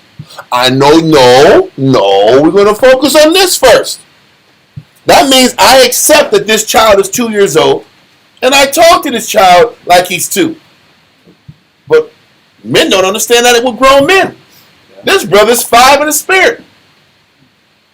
This person is yelling and arguing and screaming, so talk to him like he's 5 years old in the spirit. Okay, we are in inspection, brother. Did you do this? Why didn't you do this, brother? Why do you got to be angry? Because you're angry because you're tired. You had a long night, and you're emotional, and you're being, listen, when you're dealing with your children, if you're angry and intense, doesn't the child pick up on your tension? Yep. Doesn't that child start crying and wigging out because you're stressed out? Yep. What difference is the men? They're vibing off your tension. They're going to be young in the spirit. So control yourself, and you'll get less flare-ups. All right? Yeah. What does that mean? You gotta be disciplining yourself. You gotta control how you roll. It goes back to this. But men don't want to do that. There's a class about this topic called Dispassionate. Good. A couple years back. But to be dispassionate, the only thing that matters is this person's development. That's how you become dispassionate. It ain't about you. Well, you know what we want? We want respect. This brother has to lock into me. Because I got this patch. And this patch is a certain color. We're going to do something now. And this color means respect. Well, listen now. Listen, bro. People don't give a shit about colors of patches and years of the truth. They really don't give a damn about that. No. So but you got to control your mouth and your words and what's inside of you, and the message has to be from the purest intention. And I'm gonna say it again: this is not easy in marriage. It's a different thing to have this composure with men at the camp than at the rib at the house. It's a different scenario. But we're gonna have to find a way. But you can expect it from men. Yeah, men are going to wild out. Men are going to be like children in inspection and lineup. Guy's doing this. Yes, every 2 or 3 weeks he's wigging out. And then you say, do you take the rank away? Why? For what? Listen, they're going to still wig out whether they have patches or not. I have a patch and I'm wigging. I know. I'm wigging. Done. So it's like, listen, what's the next strategy? What do I have to do to fix the situation? Let's counsel about finding another angle to deal with the spirit. And that's the point. What do I got to do to help this person who just can't figure it out? Yeah. How to figure it out? But this is how you got to do with the house, with the wife. We'll deal with the spirit in a week. But we don't think that way with the wife. What we do is, I'm tired of this shit. This chick down the street smiled at me. You know what? I got some decisions to make. It's the wrong time to smile. She smiled, and she's always smiling at. She's actually putting whipped cream on my coffee at, and she made this like flour on the coffee. This shit looks special as hell. I didn't ask her for this. Why does she do this? It's Alicia Keys. She put heart. That's what I'm saying. That's what I'm getting her from, right? Should I put extra sugar because I think you're sweet? Yes! You don't know my name. That's what I'm saying. That is the point. That's the point. Why did she put hearts on my name at the coffee store? I didn't ask her for these hearts. Does that mean something? Maybe I should go find out. Nice to see you. Because this person's kind, and at the house, I'm not getting kindness. I'm not getting kindness. Maybe I should swap. This is easier. And there's the treachery. Because the thing is that you wouldn't be thinking that way if you got to still work on this gargoyle at the house, I see all the. and then you got to tack on this issue. Listen, I'm still saying gargoyle because those issues are still real, and the negative is still real. And they're always Batman. It's still there. Batman has to see the gargoyles all the time. Batman's like he's trying to save the world out. He's trying to save the whole world and do his He's job. just saving Gotham out. He's just saving He's Gotham. trying to save Gotham out, and the gargoyles like they're right with him at nighttime. I just stone faced out. All I do is see the dark. All I do is see the negative. I've never seen good with a scowl out. Listen, what am I saying? What are we saying? All we're saying is this. All that this person is giving me extra sweetener in my coffee that's really not good for me, but you want to take it like it's a win. Cool. Give me diabetes, baby. But what you want to take this on. Listen, if you thought you got to take this on top of the responsibility at home, you might not be too enthusiastic about doing that. Yeah, that's true. The swap is fun. The swap is more interesting. When you got to take another responsibility on top, then it's like, damn, do I really want to take more work to the house? That's the thinking. So the point, what's the Most High saying? And listen, when we see the negative in our wives, it's still a reflection of what's inside of us. It's a reflection of what we don't want to fix in ourselves. And what we don't want to face in ourselves. Because a lot of times you're dealing with this person and they're not budging until you change. What men have to figure out, it's not about giving a wife what she wants in the carnal. It's about what do I got to change in the spirit to inspire this person to change in the spirit. That's the question, and that's what needs to be counseled at the house or counseled amongst the brothers. What is it that I got to change spiritually to get this person to stop being negative? It's not about placating a person. We went out this weekend. Every weekend when you're tripping, this is the answer? It's just a carnal solution every time? Yeah, people. That's not the problem. There's nothing wrong with going out, but there's a spiritual solution and a spiritual fix that a man has to work on. Temperance, patience. Maybe I'm triggering these arguments. Maybe I'm emotional, I'm angry, and I'm setting this person off. What is it in me that's bringing out the worst in this person? That's bringing out the gargoyle. This is what has to be considered if you want to fix the house. It still starts with you. But it starts with you accepting that I can't run from this battle. Because that's what men want to do. That's the treacherousness of men. I'm out of here. I can find something else. Or I will sit back here and live off of beans and some turkey bacon. Listen, you ever see those old cowboys is always eating these beans out of a damn can out? It's beans and it's hot dogs. Men will eat up it's beans and hot dogs and potato salad out and not give a shit out. It's all starch out. Starch world out. Starch. Like, damn. And they'll think that's it. Versus dealing with the problems at home. And getting a home cooked meal. This is how we roll. This is our hardness of our heart. But read on to verse 6. Mark 10:6. But from the beginning of creation of God made them male and female. For this cause shall man leave his father and mother and cleave to his wife. There is a cleaving process from husband to wife. There is a value and respect that comes from this connection. Read on. And they twain shall be one flesh. They two shall be one flesh. This was the intention from the beginning. Well, how can two walk together unless they what? Agree. To have 90% of the battle is fighting to get the husband and wife to look at things the same way. To earn that trust and that bond at that level. But what does it take to do that? What it takes to do that? Listen, what does it take to get a brother, a younger brother in experience, to respect the older man? It's the same. It's the same question. The same question is, what does the ranking man have to do to earn this man's trust and respect? How do you have to carry yourself to get the younger man to follow you and not trip? It's the same question that a man has to ask himself to get that wife to lock in and to submit. What is it going to take?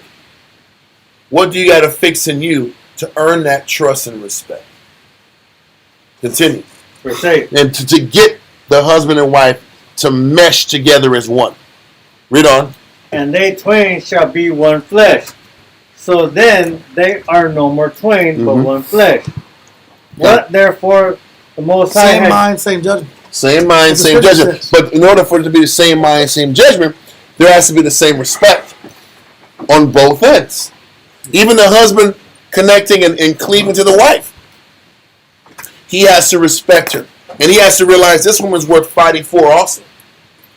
This wife has to be worth fighting for just as much as the husband has to prove that he's worth fighting for. Get what I'm saying? And if both parties aren't fighting to prove that they're trustworthy and to be respected and to be fought for, it's not going to work.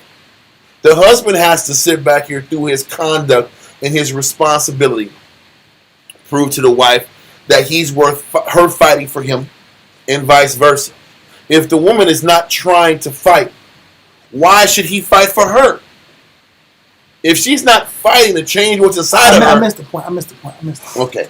We're still dealing with, it said that in verse, I would say 7. The man leaves his father and mother and cleaves to the wife. What is that cleaving? To cleave is that constant pursuit. It's that constant push to please. The constant push to get close.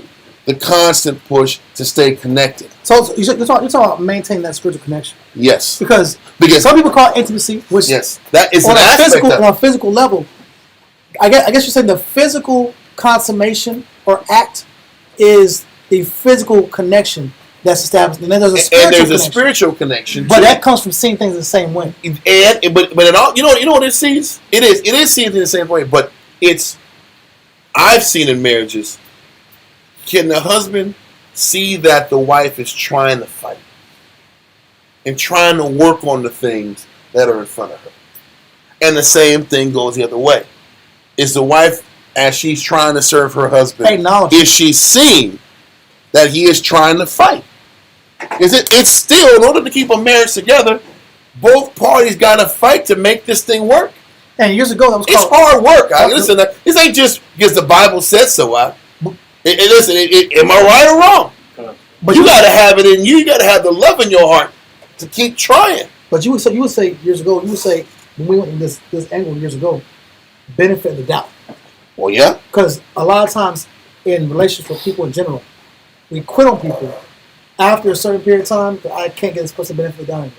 Yeah. Well, yeah. The benefit of doubt is a part of it, but I guess on this one, we're going to Mark 10. And I'm just trying to focus on. We got to remind ourselves. Yes, Moses gave us the opportunity to establish a bill of divorce, but that wasn't what it was supposed to be. This was about what? Most High brought this husband and wife together. So I got to fight everything in me to keep this going. And this was the covenant the Most High established for me. And I can't run from this. Because Christ didn't run from us. There's a verse, for instance, in Romans 11:1. We're going to go back to this. Go to Romans 11:1 real quick. Come. Matter of fact, do that one. Do that one.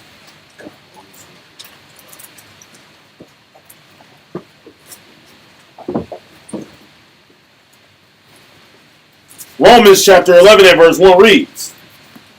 You ready? Yep. I say then, have the Most High cast away his people? Read on. The Most High forbid. The Most High didn't cast away Israel. So why are we so quick to cast away our wives? Listen, you don't think the Most High saw the very worst in Israel? Multiple generation after generation after generation, and he still didn't quit on it. Hell, we committed adultery, and he didn't quit on us. He ain't saying we got to do that. He's just saying, outside of adultery, you're telling me you can't weather through basic marital issues? How sick are we? How sick are we? We can't get past basic marital issues that everybody on earth goes through. We're that black-hearted? We're that cold-blooded? That we can't get past a disrespectful mouth here and there, an argument here and there. We're ready to sit back here and move on and start over because of that? How treacherous are we? The Most High constantly has shown us he's not going to sit back here and cast Israel away. And that is his example to remind us not to quit on our responsibilities and our covenants that the Most High set in place for us.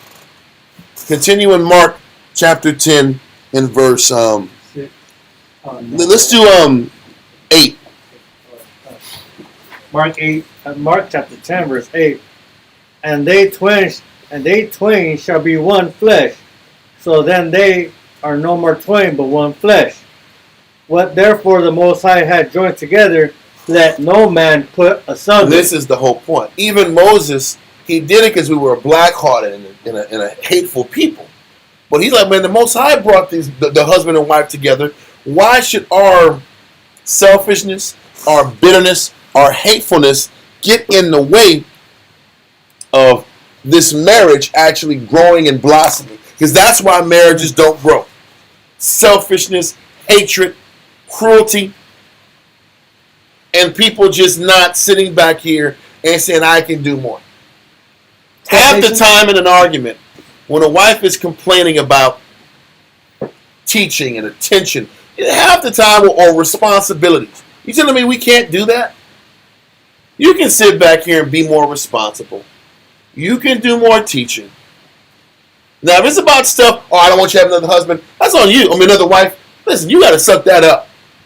You ain't going to sit back and come to me and say, oh, hey, he chose another man. I want to leave. Well, you ain't getting no backing from me on that one. I don't know what to tell you. The man got another wife. That's what I meant. Slow. Let me make sure I'm clear on that. If a wife comes to me complaining about her husband choosing another wife, you're not getting us to back that. That's what I mean. But half of these issues in Israelite homes ain't about that. The issues are about teaching, being responsible at home, or for men to stand up at the home and deal with the problems at home and stand up and be the husband you're supposed to be. That's where the arguments come from.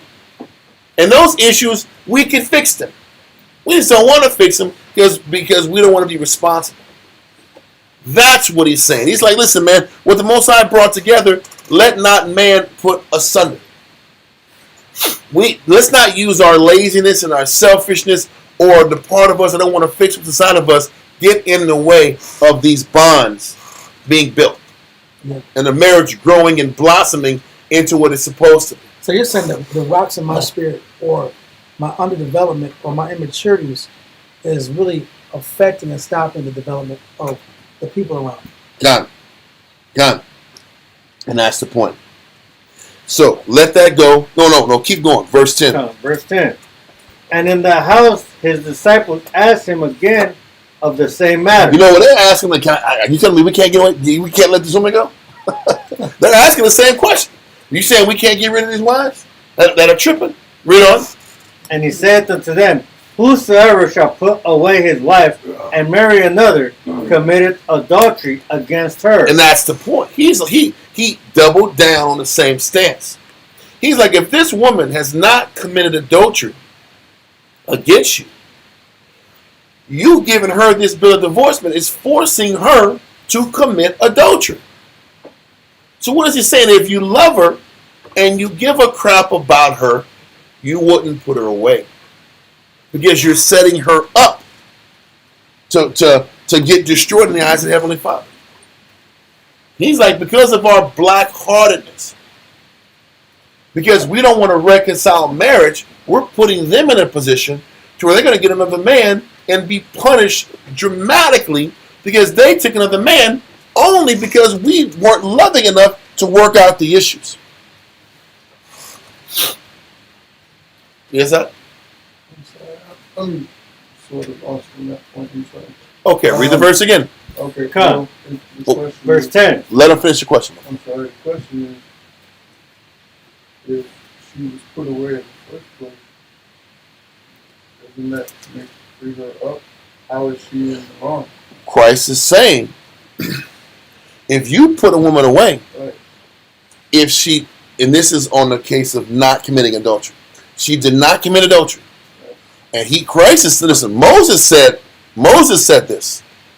If you put away your wife because you see uncleanness in her, then the law is you can't take her back once she gets another husband. That was the law that Moses said, right?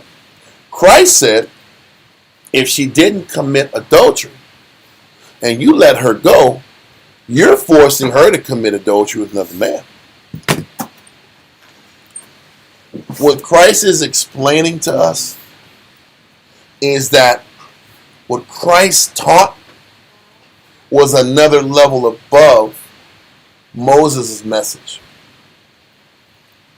It was another level of love that was intended in the message Christ taught in comparison to the law of Moses.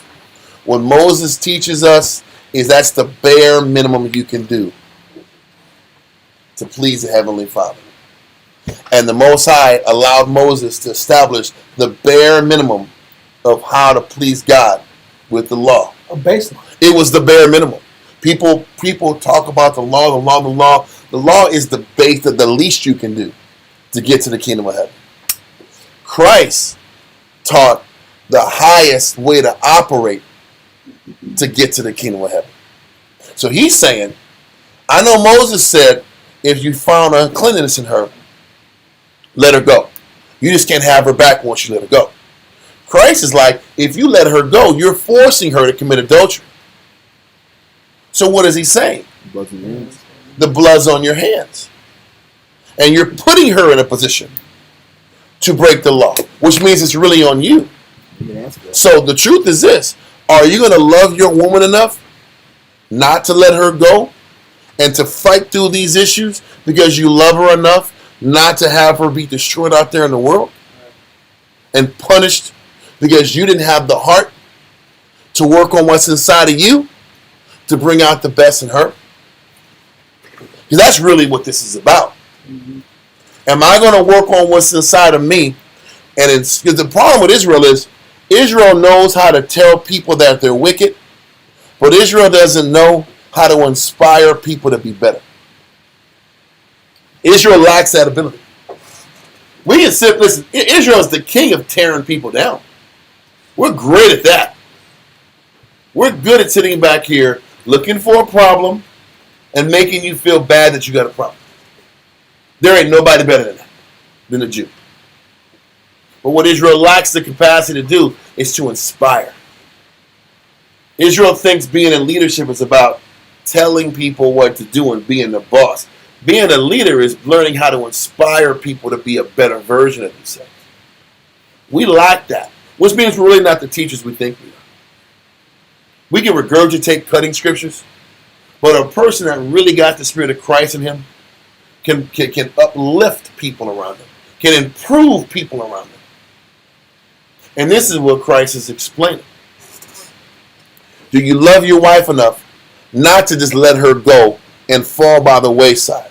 Can you sit back here and weather your inconvenience and keep working on her spirit to get the best out of her? That's what he's saying. Because if you quit just because you see uncleanness, just because you quit her because you're uncomfortable, versus sitting back here and figuring out what she needs to inspire her. How many times do you ask yourself those questions? With your wife or with brothers? What does this person need to make them fight the most? Because you know what Israel does with men? Mm-hmm. How do I get brothers to sit back here and be more brotherly? Let's just go drink and club. Yeah. That was the answer back in the day. If I want to get the most out of men, let's drink and let's get women. That's brotherhood. But we never learned how to inspire men in the hard-ass work. We never worked on that. All we did is, this man needs a blow. Let's get some alcohol in him. And let's party and listen to music. And eat bad food at the old Waffle House that used to be on I-10. Well, there was only one Waffle House in the city, and they shut it down. I'm like, man, no, most that was the place. That's it. Listen, it was on I-10 and It was fun going on over there. It was great. Anyway, I don't know why they got rid of it. It was a great place. Most likely did that. He did like, He nah, said, Israel y'all will dudes stop. can't be here. But it ended up being Denny's and IHOP. It was the same difference. But we need Waffle House. We There's did. something about it.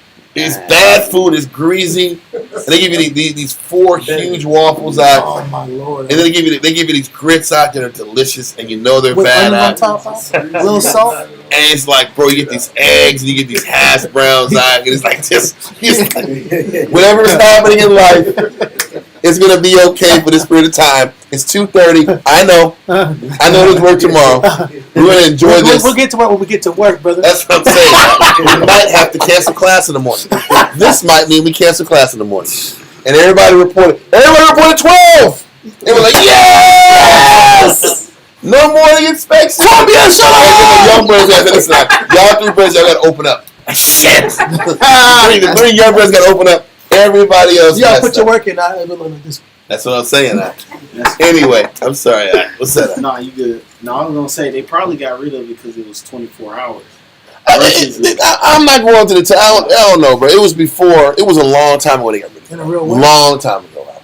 But what Christ is explaining here is the fact that why are you going to sit back here and cause your wife her destruction because you're uncomfortable? Is that because he didn't say if she commits adultery she got to go? He's like, you're letting people go because you just don't like how she talks to you. You don't like, there's something about how she rolls that vexes you.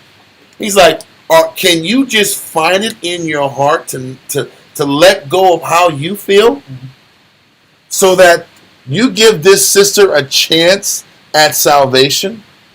Do you have it in your heart to do that? This is how bad we roll. We are selfish, irresponsible, and bitter, hateful people. And that's why on the men's side, marriages don't work. And the same thing with women. Women are hateful too, and they're unappreciative. And that's why marriages don't work on the other side. But Christ is like, listen, can you sit back and come out of yourself and think about your move might benefit you, but she suffers? And then on the flip side, have you even worked enough on what's inside of you before you make that decision? The crazy thing is this: can you break with the negative in you, and then we come together as a body and determine what you do next? If it's that bad, maybe it might have to happen. But can you at least be blameless first? And if you become blameless and this person still doesn't change, then maybe we got to talk about something. But brothers aren't blameless. Brothers are full of negative, full of hate, full of bitterness, and they want to cut somebody off and never forgive their offense. That was a non-adultery offense.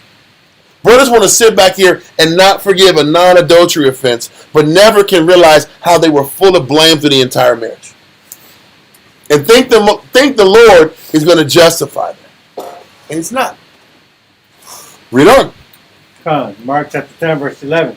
And he said unto them, whosoever shall put away his wife and marry another, committed adultery. The reason these disciples asked is like, man, damn, he's saying we can't do what the law of Moses said. The answer is yes. If we're going to sit back here and elevate how we roll, a lot of the understanding has to go above the understanding that the law gave us. Read on. Verse 12. And if a woman shall put away her husband and be married to another, she committed adultery. So the woman can't get out of there either. She can't sit back here and say because it's taken this man a long time to fix what's going on with him, now I have a justification to leave. You can't leave and she can't leave. Now hopefully, if both parties realize there's no outs, now we can work on the issue. Why is the marriage rate so bad in America? Because everybody is looking for an out. Everybody's looking for an out, so marriages never last. If people understood what Christ said, is listen, once I brought you together, nobody can leave this room till y'all fix what's inside of you. And the only reason that wouldn't work is because both parties are black-hearted. That's why the marriage don't work. Once you realize you can't run away, then let's work on it. Let's work on the issue. Let's continue. Verse 13, not verse 13? No, I don't want that. What we're going to do is jump from there and go to Ezekiel 36 and 26. Told you we ain't going to want to see this. I was trying to jump early up off, but they didn't want to do it. Ezekiel 36 and 26. Ezekiel 36, 26. Let me get it real quick. Let me get it.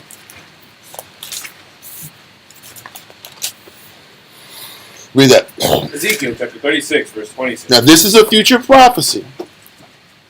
But we brought this up yesterday, but I want to reiterate this. Read on. Ezekiel 36 and 26. A new heart also will I give you, and a new spirit will I put within you. And I will take away the stony heart out of your flesh. And I will give you an heart of flesh. In order to follow the law, the way we were intended to follow the law, the stony heart has to get removed from our mind. The selfishness, the hatred, he has to remove that from our mind in order for the law to actually flow through us at the end. Why am I saying this? Now that Christ is telling both parties, the husband and wife, that there's no outs in the marriage, now the next thing that's got to get fixed is that stony heart in us. Because I tell you what, when you're looking at your wife or the wife is looking at you, the $1 million question you're asking yourself is, can you find the love in your heart to keep trying? Can you find it inside of you to keep giving, to keep considering, to keep putting yourself last? Because contrary to what wives think this is a one-sided thing. And only the wife has to make the changes and the husband doesn't. And that's not true. The husband has to put himself last all the time too at the house. In consideration. And where his mind has to be. He still has to sit back here and put that last. So both parties have to put what they want on the back burner so that the other person gets what they need. So both parties are serving, pretty much. Both parties are serving. Because a good teacher is a good servant also.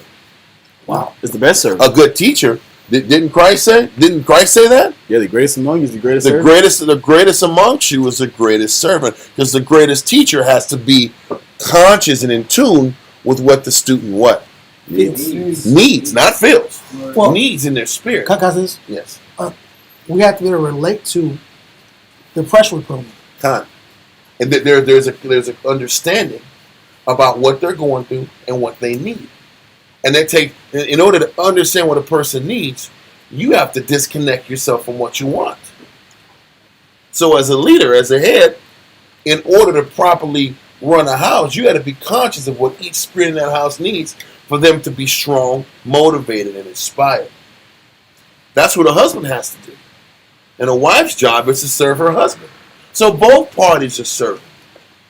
And the problem with Israel and our people, it's hard for us to find the love, to manufacture the love to keep giving and putting ourselves last. Yeah. That's the problem. The problem on both sides. Nobody wants to get past what they got going on and make sure the other person is the priority. That's the problem. So this is what, because Most High sees that in all of us, he has to change our entire heart. That's how we get to the kingdom. We're not going to, everybody talks about the Jew being the leader of the next world and we got next. We can't get nothing until he changes our heart. We're going to get more slavery until he changes our heart. Once he changes our heart and we learn how to love and to love one another becomes innate, then we're ready to lead. Then we can follow the law. But the problem with marriages, both parties are selfish. Both parties are hateful. And both parties, you know how we think, I'm not giving this person what they want until what? I get what I want. And that's the black-heartedness. That's the stony heart. I'm tired of giving and not getting back what I want. Well, that goes both ways. I'm tired of teaching you and being disrespected. I'm tired of developing you and not being appreciated. It goes both ways. The only way to fix it is for both parties to give for what? For free. And that's where the problem comes in. The people don't want to give for free. They want something in return for the good they give. This is why the marriages are always on stalemates, or they're falling backwards, and there's never any positive traction moving forward. Because everybody's waiting for the next person to do what they want. Listen, we're going to prove that. Go to James 4:1 through 5.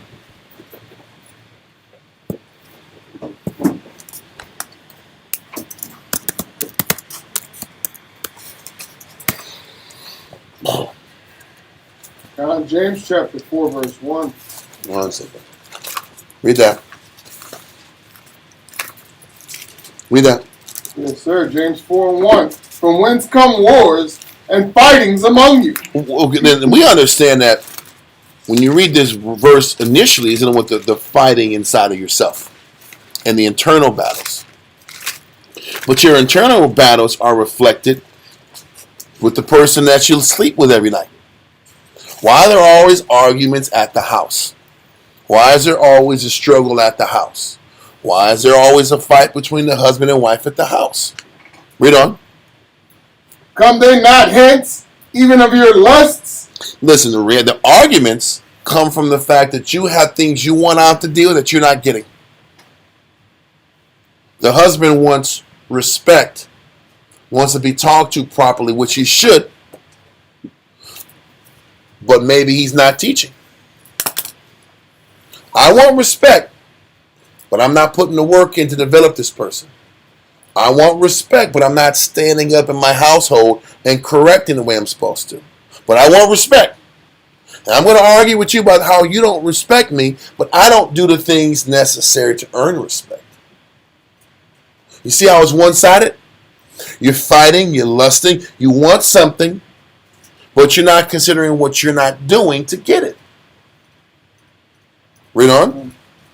We want the respect as if we are the responsible people that we think we are, but we're not operating responsible enough to receive what we think we should get.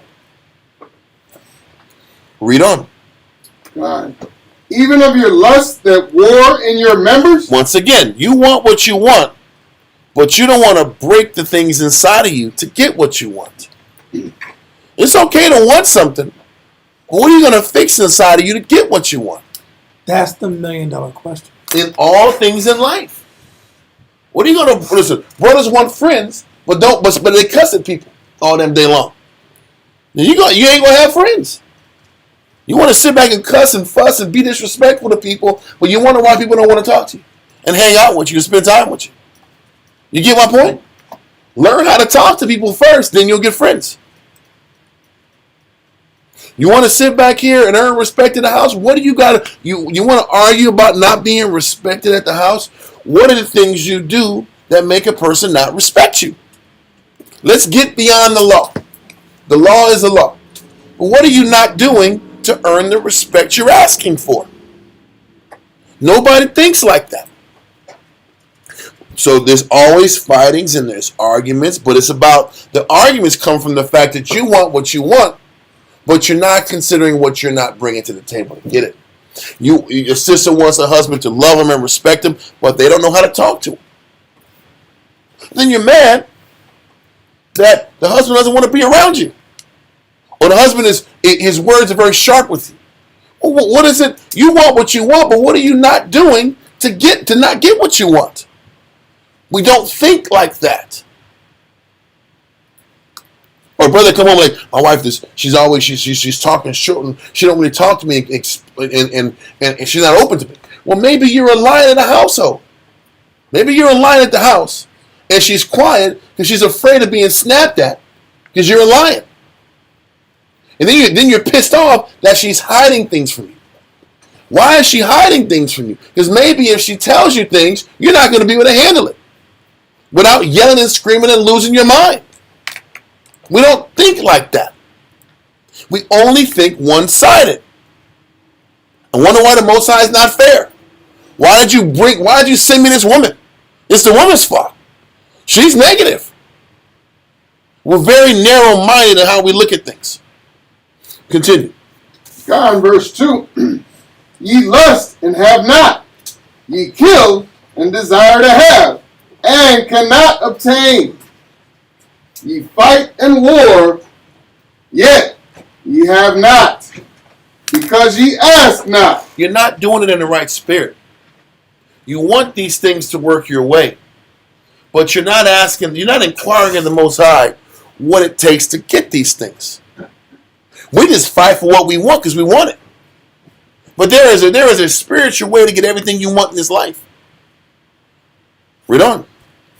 Verse 3, ye ask and receive not, because ye ask amiss, that ye may consume it upon your lust. The funny thing is the Most High loves us enough not to give us what we want in the flesh until we give the Most High what he wants us to give him in the spirit. That's how he shows us love. I don't know if y'all, I'm going to say it again. We want certain things in the flesh. But he knows if we get these things in the flesh, we're just going to consume it upon our lust. And we're not going to value what he's about to give us. Because we're going to want the next thing. What we don't understand is for what we want in the flesh, you got to give something up in the spirit. And if you take the time to find out what is it that you got to change in you to be rewarded with this in the flesh, then you'll start understanding how the Most High thinks. A lot of times we don't understand how he thinks. I've seen a lot of brothers be angry about the disrespect in their homes, but they don't stand up for nothing. So why are you going to get respected at home when you stand up for nothing at home? That doesn't make sense. You want respect, but you don't stand up to earn the respect. You want a spiritual household, but you're never spiritual at the house. Wow. You want a woman to love you, but you always talk negative to her. Yeah. And then you don't understand, and you sit back here and you fight and you push and you push and you push to get what you want, and it never works. Because all you're doing is asking you want another thing and another thing and another thing, and you never realize you got to give to get. In a spiritual realm and with your partner. Just because she's your servant doesn't mean that you don't got to respect the servant to get more back from the servant. The scripture said that if you have a good servant, don't be so quick to not give them more freedom. A good servant should be given more freedom. What does that mean? If a good servant should be given freedom, that means you got to consider the servant too. And give, based off how good they've done for you, give them more. There's still supposed to be a consideration, a give for when they do good to you. Initiative. I couldn't find the word. It's reciprocity. That was the word. It's reciprocity. For what the good you give me, the least I can do is give that back. It's called reciprocity too. It's the same word. It's a different tense. So it's the act and the willingness to consider because you've been considered. Yes, she's a servant. Yes, she's supposed to put you first. But that doesn't mean I'm supposed to sit back and consider what they need to keep them going. I just want more. And that's how where he says I'm consuming it upon my. I just want more. I'm gonna keep pushing this person to give me more when I don't feel the responsibility to show love, to show consideration, to show kindness, to show appreciation. And that's what Esau does with land. You can see that mindset what Esau does with crops in particular. There's never magnesium. There's never zinc in the soil.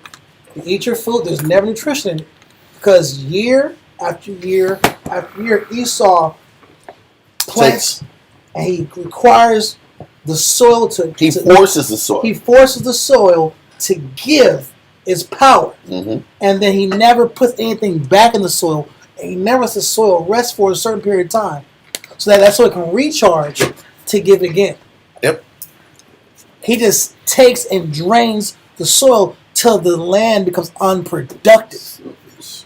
And that's the picture of what we're not supposed to be. But we're that way with our wives in our home. We don't put nothing in, We keep demanding more out.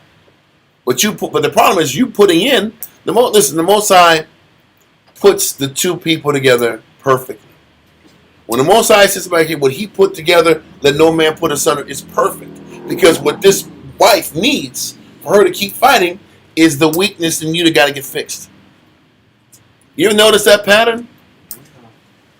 In order for the wife to grow, she will be inspired by the thing in you that you are running from fighting. And if you fix what's inside of you, that notion will inspire her to be a better person. And fight her weakness. And fight her weakness. That's the connection in marriage that is not taught and is not accepted. And a lot of times men don't want to sit back here and see the level of work they got to fix inside of themselves in order to get the most out of their wife. You know why? Because men don't operate in camps enough to know what it takes to inspire men. Every single brother that comes through these doors is going to demand a different element of you. Even though there's certain brothers that it's easy to work with. This is natural. The other brothers is like, man, this guy's forcing a whole different element in me. I got to be a whole different person around this guy. And if I'm not a different person, there's going to be an argument today. There's going to be a fight. The Most High brings different people around you to bring different elements of humility out of yourself. And that's how the Most High teaches you. He teaches you who the different men you come across with in the truth. Because different men that you come across shows you where your pride is at, where your selfishness is at, where that nigga is in you. And it's reflected in how you deal with the men around you.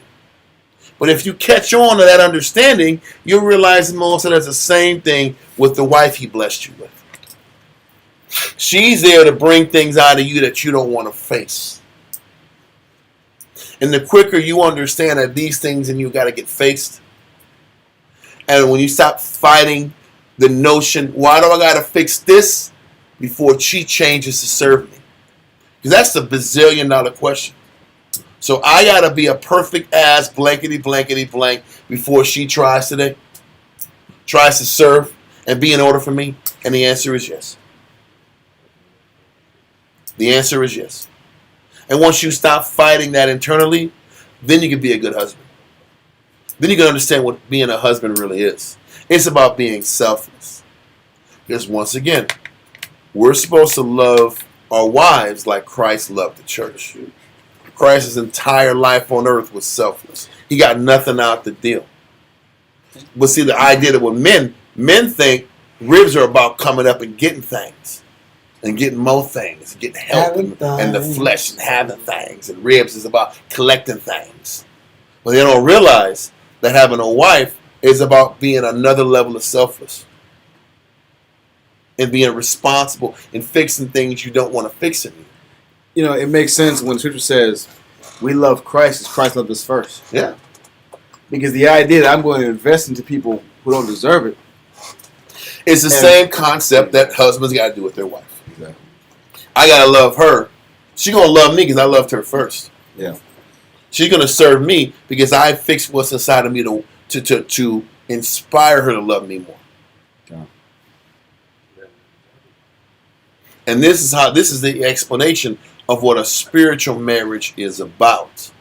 This isn't a marriage about the flesh. This is a marriage about the spirit.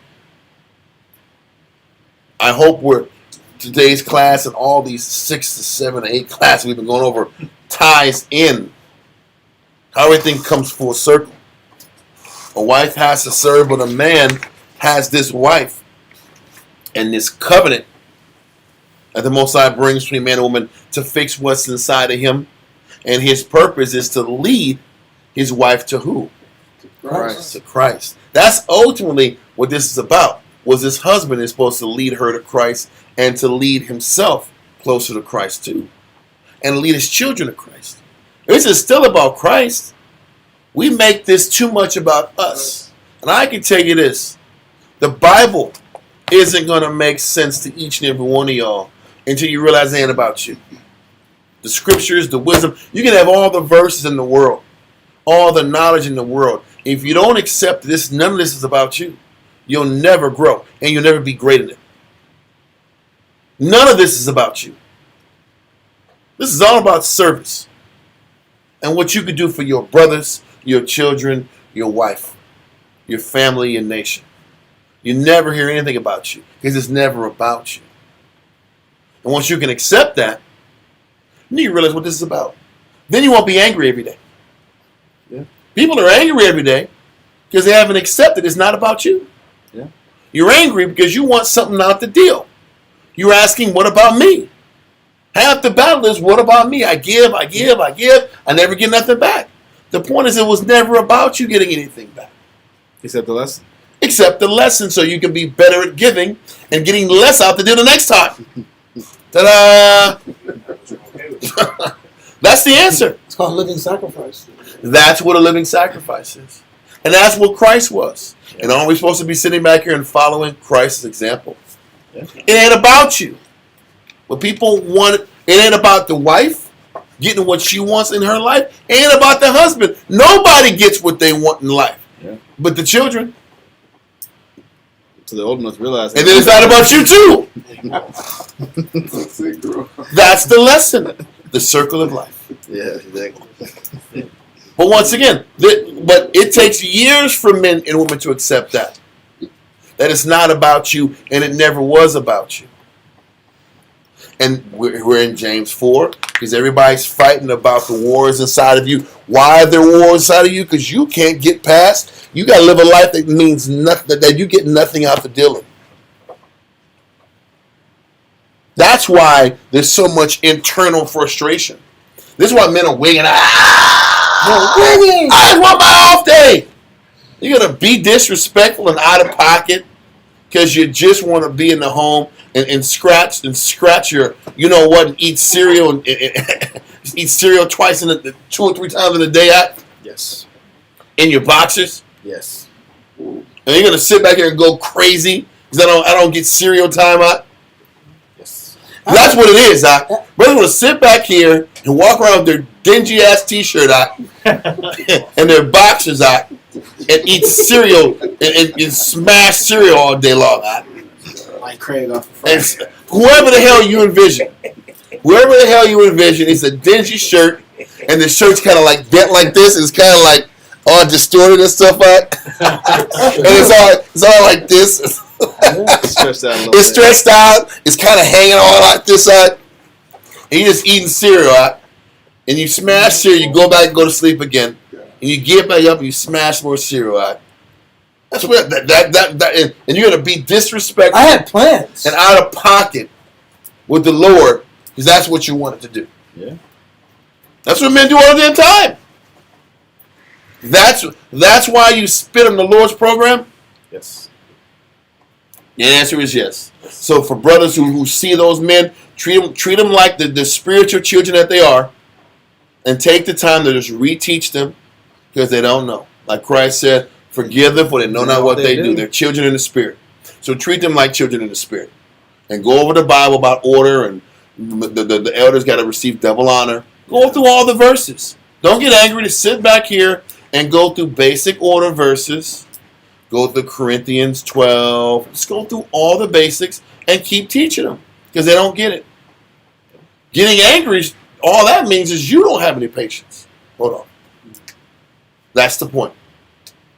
So, getting back into James 4, the reason these marriages are messed up is because people can't realize that it's not about them.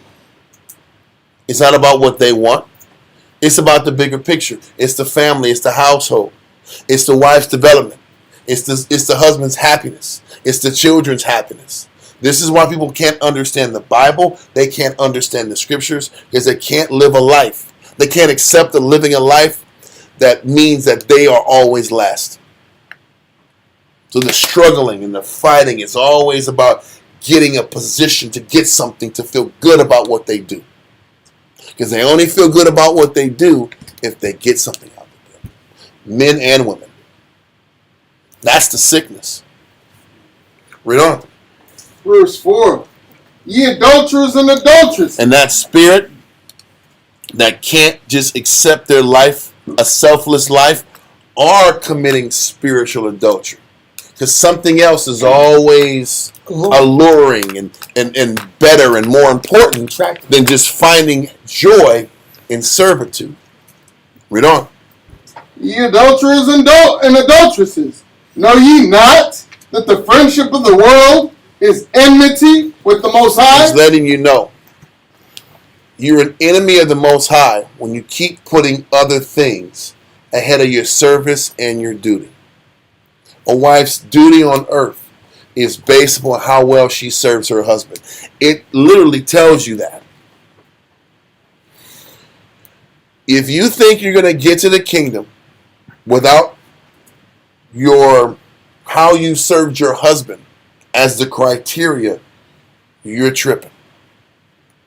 How well you served your husband is the only thing you got in childbearing to justify your interest in the kingdom. So if you don't give everything you got to make this marriage work and to serve your husband, sisters, you're out of pocket and you ain't making a kingdom. That topic has been pushed for the last 4 or 5 weeks. That ain't changing.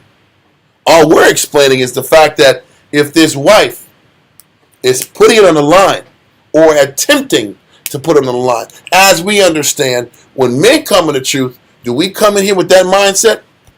We come in here just about collecting some knowledge. It's a brotherhood. We don't sit back and understand the magnitude of this commitment overnight, do we? We have to grow into that love and that appreciation in this journey. Just like wives got to grow into this appreciation and journey. And we got to walk them through that journey. And walk them through how serious they have to take this. But you can't do that taking them personal. Getting pissed off because they didn't sit back here and talk to you the way that you want to be talked to. You got to get a stiffer upper lip, a thicker skin. That's the word. You got to get a thicker skin to be able to absorb this sister's disrespect and her highs and lows, so you can remain being the teacher that you need to be. But continue. A lot of us can't get past us. I can't get past how you talk to me because I'm too immature. If you talk to me a certain way, I just, all the discipline gets thrown out the way, and I'm gonna take it as disrespect. Watch your mouth. Now we're fighting and arguing, and the lesson is thrown out the door. How many times have you dealt with a young brother in the truth, and because you lose your composure, the whole argument is just about his disrespect, and not about why this person's disrespect? That lets you know, as a teacher and an officer and a captain, there's immaturity there. We got to get past the fact that you saw their disrespect and get to the solution. And then how does your work get to the remedy?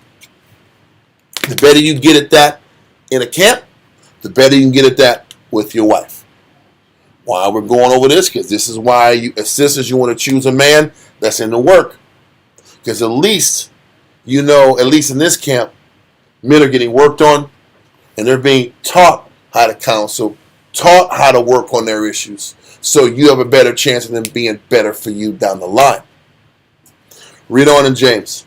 Con, whosoever therefore will be a friend of the world is the enemy of the Most High. Verse 5. Do ye think that the scripture saith in vain, the spirit that dwelleth in us lusteth to envy? This is the point. Israel, in a marriage, we're always looking for the better option. We're never appreciative of what the Most High gave us. We are jealous of what the other family has, the other marriage is. You know how many times I've heard that in counsel? People are so focused on how the grass is greener, or it's perceived to be greener on the other side, that they'll never take the time to appreciate what's in front of them and find motivation to work on what's in front of them, because everybody's looking or thinks they deserve better. It says the spirit lusts to envy. It's because we have pride and we don't accept the Most High brought that husband to you. The Most High brought that wife to you, because you keep thinking you deserve better. You keep thinking you should have had something else. If I would have been around with somebody else, it wouldn't be this way. That's where your pride kicks in, and that's where your envy kicks in. And as long as you are in that mode, that selfish me mode, the Most High is not going to sit back here and honor you. And it's going to take it longer for the husband and wife to come together.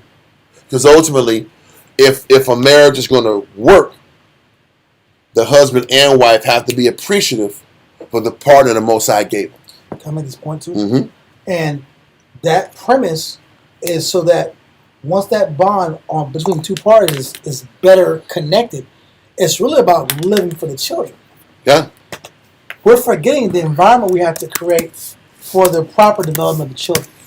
What role does the wife have to play for the proper development of the children? And what role does the husband have to play, and what are his particular set of responsibilities or daily regimens that are necessary to create a positive outcome, which is the product. The product is the children. Mm-hmm. This is all about the children, but we're forgetting. I'm not saying we're not saying Well, I'm going to say this. The children are important, but if you can't work on that marriage, the children are going to suffer anyway. That's what A reason I'm saying is this. This is what I'm saying. Many of Israelites have sat back here and stuck it out for the children's sake, and the marriage is toxic. Children's Well, what we're going into is to explain you still got to fix the bullshit between the husband and wife. Because if that ain't fixed, then the last resort is doing it for the kids. But what are they going to see? They're going to see a cold, black-hearted house. Yeah. Yes, the motivation is for the children. But if that fight isn't there between the husband and wife, it's going to bleed out on the children anyway. Believe me, you can't pull that card for the kids. Because if you pull that card, I'm doing it for the kids, you've already quit on the marriage. You've quit on the marriage, it's over. Yeah. You can't play that card. You got to fight for the marriage. And not quit on that wife, and that wife can't quit on that husband. Because if that retains itself, the children will be considered and they will be loved even better because they'll be all together. The husband and wife will be in sync. You got to fight for the wife, and the husband got to fight for the wife, and the wife got to fight for the husband. That's got to happen. It's got to sustain itself. And there's got to be selflessness between the two. Because what will happen is both parties will sit back here and put all their wants on the side and make it about these children. And then what will happen is over time, they'll just be two strangers in the house. That can't happen. That can't happen. I understand your point, though. And also, go to Luke real quick, chapter 9, verse 62. You done with James 4? Yeah, because it was just saying that the spirit in man and woman, their whole focus is about envy. We'll be married to the person Most High brought us to, and we're focused on, this ain't fair. I expected more. Why isn't it the way I thought in my head? Why isn't this union the way I thought it was going to be? And people are so focused on what they don't have, they don't appreciate what they got. That happens a lot. Okay? So, the next one. Luke 9 and 62. God. Luke chapter 9 and verse 62. And Yahushua said unto him, no man, having put his hand to the plow and looking back, is fit for the kingdom of the Most High. Christ is explaining that you can't start serving Christ and looking back and think you're fit for the kingdom. You can't sit back and start doing this work and have regrets about the life you could have had in the world and expect the Most High to work through you. But it's the same thing for husbands and wife. If the Most High brought that union together, you can't be looking back and regretting your decision and wishing things could have went a different way, or having fantasies about what life could have been in a different situation. If you can't learn to stay in front of you and appreciate what the Most High sent you, the marriage isn't going to work, and the Most High is not going to honor this marriage. A lot of times people are sitting back here, they're in a marriage, but they're still thinking about what they could have had, what they should have had, what they think they should have had. And that gets in the way of the fight to move forward. The reason Christ sat back here and said there's no outs, husband, you're going to sit back here and let your woman go and have her commit adultery? He's psychologically cornering us to make us sit back here and face forward and face the responsibility. Stop looking back. Stop looking forward. Stop running and deal with the problems and deal with fixing yourself. All these verses are dealing with accountability.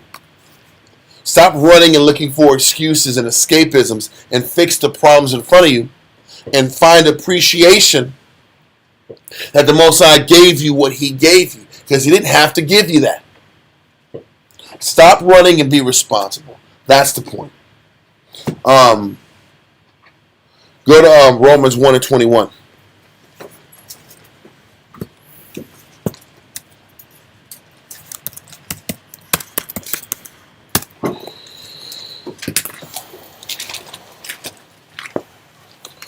Romans chapter 1, verse 21. Let me get there real quick.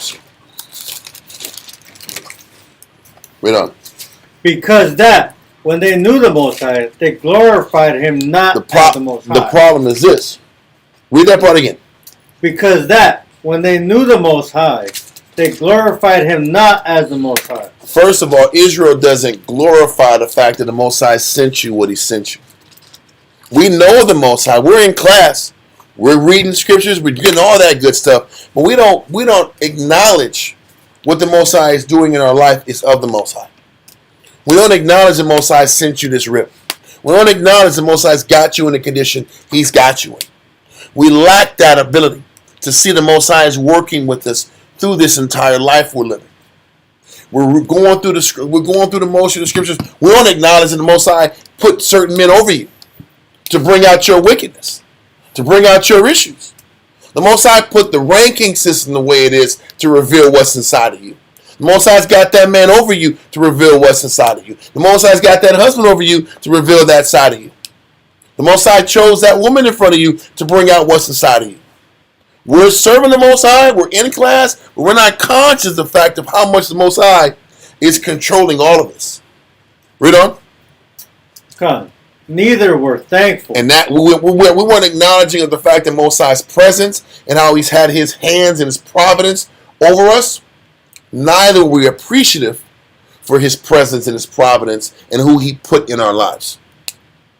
We're not appreciative of the elders, the captains that He put in front of us. We're not appreciative of the husband He's given us, the wives He's given us, the circumstances He's given us.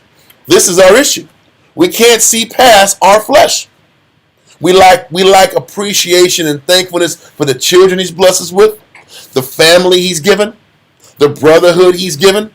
We're so infatuated about what we don't have. We don't take the time to be appreciative for the good He gives us every day. He daily loads us with benefits.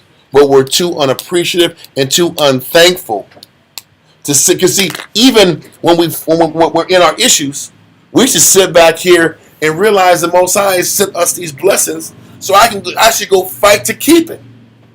You're going to tell me that the marriage the Most High's got y'all going through is not of the Lord? It's not of the Lord that He put this sister in your life or this brother in your life? And if it's of the Lord, then fight for her and fight for him like it's of the Lord. And stop being so unthankful and unappreciative for the Lord's blessings in your life. Read on. But became vain in their imagination. We became vain in our imaginations because we kept telling ourselves we deserve better or deserve different. Or we have different expectations of what makes us happy. And that shows the Lord our vanity and our unthankfulness and how much spoiled brat we are. We're really a disrespectful, unappreciative, black-hearted nation. When He gives us blessings, those blessings aren't good enough. We shoot holes through those blessings. We're not satisfied with those blessings. We don't make the best of those blessings. But we expect the Most High to have mercy on us. We really got to grow up. Read on. And their foolish heart was darkened. And then we start having that negative, dark countenance on ourselves because we're just not appreciative for what's in front of us. We always want something else. And in our carnal heart, we sit back here and look for a reason to do away with the blessing in front of us to go get something else because we think we deserve better. And the Most High ultimately will send you something worse. You think He's going to send you a better blessing when you didn't appreciate the blessing God sent you the first time? Are you tripping? So you better be thankful for what the Most High gave you in your life, in your presence. And count your blessings and appreciate the good so you can go fight. You gotta learn to be thankful so you can fight to maintain your blessings. And fight to fix what's inside of you to salvage what the Lord gave you. Does that make sense? Uh, We're gonna leave it at that. If we go any further, it's gonna be It really, it's hard to be more clear. As far as the message, the Most High gave us a very fair and balanced message. got it. It's fair. It ain't one-sided. Are there any questions? Israel, to watch tune in. See y'all on Wednesday. Shalom.